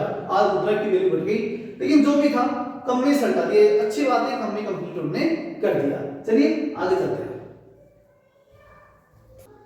26 नवंबर 1949 जिस दिन संविधान को अंगीकृत अधिनियम में आत्मार्पित किया था, उस दिन की अगर हम बात करें तो उस दिन भारतीय संविधान में 22 भाग 395 अनुच्छेद और 8 अनुसूचियों को जो है वो हमने स्वीकार कर लिया था। यानी इसमें जो है, अच्छा आगे वाली लाइन देखिए, इससे और स्पष्ट हो जाए कि वर्तमान में कितने हैं। वर्तमान में वही बात है, 22 भाग 395 अनुच्छेद, और अब अनुसूचियां बदल गई। अनुसूचियां उस समय कितनी थी? 8, अब कितनी हुई? 12। तो बस ये ध्यान रखना है, कितनी अनुसूची बढ़ गई? 8 और 4 12, अनुसूचियां बढ़ी, बाकी भाग वही 22 थे, आर्टिकल 395 थे, वही हैं और वही आगे रहेंगे। बदला कौन? अनुसूची, ये बदल भी सकती है, बाकी कुछ होगा वो कैटेगरी के तहत ही लिखा जाएगा। आगे समझाएंगे इस बारे में। आगे देखते हैं 15 अनुच्छेद, ये उस दिन लागू हुए 15 अनुच्छेद जिस दिन हम बात करें संविधान हमने लागू कर दिया, अंगीकृत कर दिया। यानी 26 नवंबर 1949 के दिन ही भारत को चलाने के लिए कम से कम 15 अनुच्छेद हमें तुरंत लागू करने पड़े। वो 15 अनुच्छेद कौन से थे? देखिए 5, 6, 7, 8, 9, 5 से लेकर 10 तक के, ठीक है ना, 5 से स्टार्ट है लेकिन 10वां नहीं है, तो 5, 6, 7, 8, 9 हो गए। फिर उसके बाद में 60 गार्ड याद रखना कि इसको 60 गार्ड के लिए रखना ही था हमें। फिर क्योंकि बाकी आगे हम डिटेल से पढ़ेंगे, इसकी कोई दिक्कत नहीं। 324 की अगर हम जब बात करते हैं तो 24 घंटे काम करने के लिए क्या चाहिए? कुछ ऐसा पावर तो चाहिए जिसके माध्यम से हम कुछ कर सके, तो इसको ध्यान रख लेना, डिटेल से आगे बताऊंगा मैं सबके बारे में। 324 इसके अंदर लिया गया, 366 67 ये दोनों साथ लेंगे, 66 और 67। तो हमने कौन कौन से बताए? 5 से लेकर 10 तक, 10वां नहीं है, 60 है, 324 है, 66 67 है, 79 80 है। 66 67 के बाद में सीधे 10 आगे रह जाओ, ठीक है, 66 से फिर उसके बाद में 79 80 अगले लाइन में, ठीक। 2 इस 60 वाली लाइन में 2 है, 70 वाली लाइन के अंदर 2 है, 66 67 79 80। फिर आ गई सीधी 8 वाली में, यानी 88 388, एक ही इसमें 2 6 60 वाली में 66 67, फिर जो 79 80 ये किसमें है? 79 80 70 वाली लाइन 388। फिर लास्ट वाला लाइन जो है उसके अंदर आपने ले लिया 91 92 और 93, ठीक। एक बार वापस देख लो, 5 से 10 तक के तो ये हो गए कैसे? 5 6 7 8 और 9, 10 वाली ले लिया। फिर ले लिया हमने 60 हार्ड करने के लिए 324 घंटे काम करे, इसके लिए 324 घंटे लिया। 66 67 16 और 9 ना, उसके अंदर 66 67, अगली लाइन में 79 80 आखिरी से ले लिया। दो तो लिए 60 वाले से, 2 लिए 70 वाले से, फिर 80 वाले से एक, 388, लास्ट में 91, 92, 93, ये 90 वाली को शुरू से ले लीजिए। बस इतना ध्यान रखना काफी है। ये हालांकि याद हो ना हो टेंशन करने की जरूरत नहीं, इसे पूछेगा नहीं, लेकिन अगर पूछ रहे कि आजकल कंडीशन थोड़ी अलग चल रही है, ठीक है ना, हार्ड क्वेश्चंस को बनाया जा रहा है, नहीं है तो बना दिया जाता है, तो इसलिए इनको ध्यान रखना बस काफी है, याद करने की जरूरत नहीं, ध्यान रखना, एक बार वो सुन लोगे तो याद रहेगा। अब चलते अपन शेष अनुच्छेद, मतलब बाकी जो आर्टिकल्स बच गए वो कब लागू हुए, वो हुए 26 जनवरी 1950 को, मतलब जिस दिन हमारा संविधान भारत में लागू हुआ, हमने स्वीकार किया 26 नवंबर 1949 को, पूरे संविधान को अंगीकृत किया, और जब अंगीकृत किया तब 15 लिए, और बाकी कब दिए, जब संविधान पूरा लागू हुआ तब 15 पहले से लागू थे, मान लो पहले से स्वीकार थे, और फिर बाकी को ही लागू किया था हमने, ठीक। फिर आता है 24 जनवरी 1950 संविधान सभा की अंतिम बैठक हुई, ये ध्यान रखना, अंतिम बैठक कब हुई, अंतिम बैठक होती है 24 जनवरी 1950 को। ये ध्यान रखने की बात है कि 26 जनवरी को तो हमने इसे क्या किया था, लागू किया था, ठीक, उसके एक दिन पहले, मतलब 2 दिन पहले 24 जनवरी 1950 को, उस दिन ये लोग सारे के सारे एक साथ बैठे थे, 25 को भी नहीं बैठे, 26 को भी नहीं बैठे, अंतिम बैठक हुई थी ना वो हुई थी 24 को, और 26 को 2 दिन बाद क्या हो गया, संविधान लागू। और जिस दिन ये एक साथ बैठे थे ना उस दिन ये कह दिया था कि भारत का राष्ट्रपति आज से कौन होगा, राजेंद्र प्रसाद। फिर उसके बाद में क्या होता है कि 26 जनवरी 1950 से लेकर के 26 जनवरी 1950 का दिन, यानी संविधान जिस दिन लागू हुआ वो दिन, उस दिन से लेकर के जो पहला चुनाव आता 1951-52 में, तब तक भारत की संसद कौन सी होगी, तो संविधान सभा को क्या मान लिया गया, अंतरिम संसद मान लिया गया। फिर क्या होता है, मई 1949 के अंदर राष्ट्रमंडल की सदस्यता, अब याद रखना ध्यान से, 1949 की बात कर रहा हूं, संविधान लागू हुआ उस साल से ब्रेक में रहो, जब जनवरी में लागू किया था, अब पीछे आओ, कब, 49 में पहले किसको किया, राष्ट्रमंडल को, गर्मियों में तो किसे, राष्ट्रमंडल के सदस्य परमानेंट बने। फिर 22 जुलाई 1947 को राष्ट्रध्वज हमने कब लिया, 22 जुलाई, बरसात के दिनों के अंदर 22 जुलाई 1947, और किसको लिया, पहले ध्वज को लिया, पहला झंडा लगाएंगे। फिर उसके बाद 24 जनवरी 1950 जनवरी आ गई, फिर कब, अगले साल आ गई ना, 24 जनवरी मतलब का जिस दिन आखिरी बैठक हुई थी ना उस दिन की बात है, तो ये 24 जनवरी है, अंतिम बैठक वाला दिन है। उस दिन तो वो बैठे थे ना आखिरी बार, जब वो अपने अपने घर गए थे, तो क्या गा के गए थे, राष्ट्रगान गा के गए थे, ठीक है। तो राष्ट्रगान को कब अपनाया, राष्ट्रगान को अपनाया 24 जनवरी 1950, राष्ट्रगान को अपना लिया। और फिर राष्ट्रगीत को क्या कह दिया कि भाई जिस दिन संविधान लागू हो जाए ना उस दिन राष्ट्रगीत भी ऑटोमेटिक लागू हो जाएगा, इसलिए 26 जनवरी 1950 को क्या हो गया, राष्ट्रगीत को अपनाया। मतलब ये काम अपने आप ही देखो, संविधान का लागू होना उस दिन भी वो बैठे नहीं थे संविधान सभा के रूप में, और राष्ट्रगीत जो लागू हुआ था वो भी अपने आप ही होता, उस दिन भी वो वहां पर संविधान सभा में बैठे हुए नहीं थे। उनकी तो आखिरी बैठक कब हुई थी, 24 जनवरी को ही हुई थी, ठीक है ना। 2 दिन बाद फिर संविधान ऑटोमेटिक लागू हो गया। ये हो गया आपकी संविधान सभा, ये कंप्लीट है। अब इसमें 2-3 चीजें रही, एक चार्ट के रूप में चीजों को क्लियर कर देता हूं, ध्यान से देखना।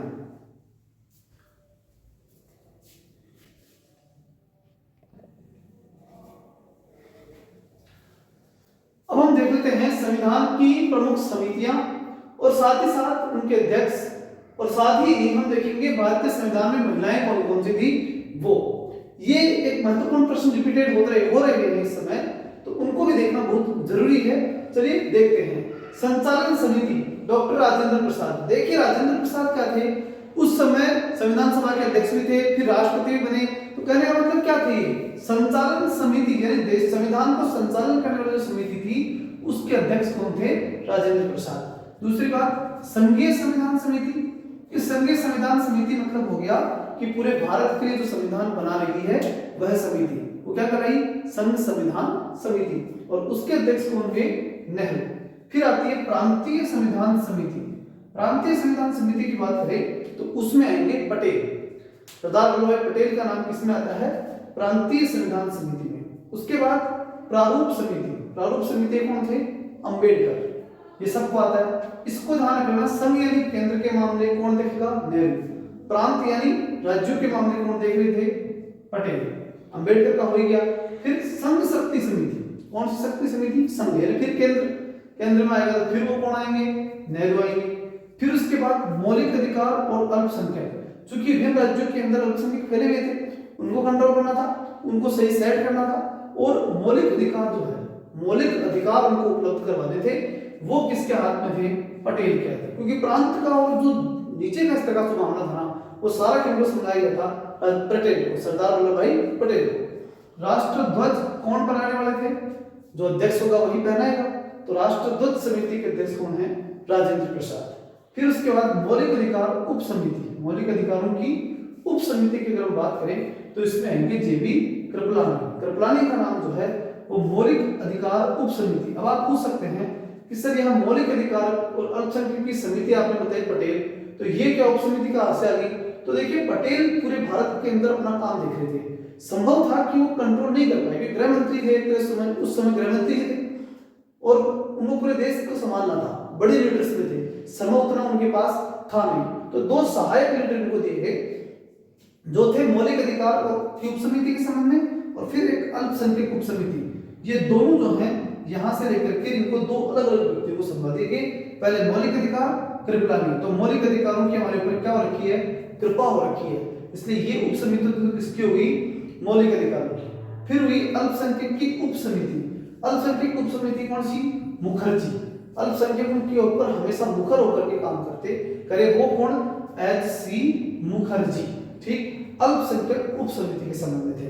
फिर हम बात करें संविधान सभा के अंदर महिलाओं की स्थिति की हम चर्चा करते हैं तो उसमें 15 महिलाएं थी। ये प्रश्न साधारण है। अब उसके बाद में अल्पसंख्यक कितनी, ओबीसी कितनी, इसमें जो है जो ये जिसको बोलते हैं माइनॉरिटी अल्पसंख्यक के संबंध में, तो ऐसे तो अलग अलग प्रश्न आप कितने बनाओ उसमें से, लेकिन हमें जो प्रमुख रूप से देखो, और वो प्रश्न नहीं होते हर विद्यार्थी के लिए, नहीं होते हैं वो सही हो गारंटी नहीं है, और उनको इतना जाओगे डीपली तो दिक्कत भी आ सकती है। आप सिर्फ कितने करो? 15 है, 15 का ध्यान रखो, 15 है और इनमें से कौन सी हो 15, बस ये देख लो। तो संविधान सभा के अंदर 15 महिलाएं, कितनी महिलाएं हैं? 15। अब 15 महिलाओं के अंदर नाम देख लेते हैं। सबसे पहले अम्मू स्वामीनाथन। तो महिलाएं क्या है? अम्मी भी बोलते हैं उनको, स्वामी होती है वो हमारी कोई होती है, माई होती है, सब कुछ। फिर एनी मस्करीन, समय आने पर जो है बच्चों के साथ मस्करी करने का काम भी कौन कर लेती है? माँ कर लेती है। तो अम्मू स्वामीनाथन, मस्करीन, ये महिलाओं की स्थिति बता रहा हूं आपको, मतलब महिलाएं थी। फिर बेगम एजाज रसूल, ठीक है, रसूल के अंदर भी रहती हैं। दाक्षायणी वेलायुधन, दाक्षायणी दक्षिणा, अपने को गुरु दक्षिणा के रूप में दाक्षायणी देने वाली भी माई होती हैं। ये सब के सब महिलाएं हैं। दुर्गा बाई, यानी महिलाओं की हम चर्चा कर रहे हैं सारी, इनको याद रखने का तरीका बता रहा हूं मैं आपको। स्वामीनाथन यानी महिला यानी माँ के रूप में है, वो हमारी स्वामी है। मस्करीन यानी वो हमारे से मस्करी भी कर सकती हैं। एजाज रसूल और दाक्षायणी रसूल में रहती हैं। फिर दाक्षायणी में गुरु दक्षिणा देती हैं, दुर्गा का रूप धारण कर लेती हैं। फिर हंसा, हंस के ऊपर मां सरस्वती की तरह विराजमान भी हो सकती हैं, हंसा मेहता। कमला चौधरी, ठीक है ना, और हाथ में क्या है? कमल, ऐसे याद रख सकते हैं। लीला रे, और लीला करती हैं, कौन करती है लीला? माँ, ठीक है ना, सरस्वती माँ लक्ष्मी, ठीक, ये माँ के रूप में क्या करती हैं? लीला। मालती चौधरी, ठीक है ना, मालती चौधरी, ये भी याद रखना, माँ है, मालती है। फिर उसके बाद पूर्णिमा बनर्जी, रेणुका राय। पूर्णिमा यानी पूर्णिमा की रात्रि को अपने बच्चों को माँ खिलाती है। फिर रेणुका सरोजनी, राजकुमारी अमृता कौर, अमृत की तरह होती हैं। फिर सुचेता कृपलानी, उनकी हमेशा कृपा रहती है कृपलानी। विजय लक्ष्मी पंडित, लक्ष्मी की तरह होती हैं। ठीक, ये सब चीज, ये सब नाम कौन से हैं? ये वो महिलाएं हैं जो संविधान सभा के अंदर थी। मैंने प्रयास किया, एक बार और सुनोगे तब तक याद हो जाएगा। चलिए आगे चलते हैं।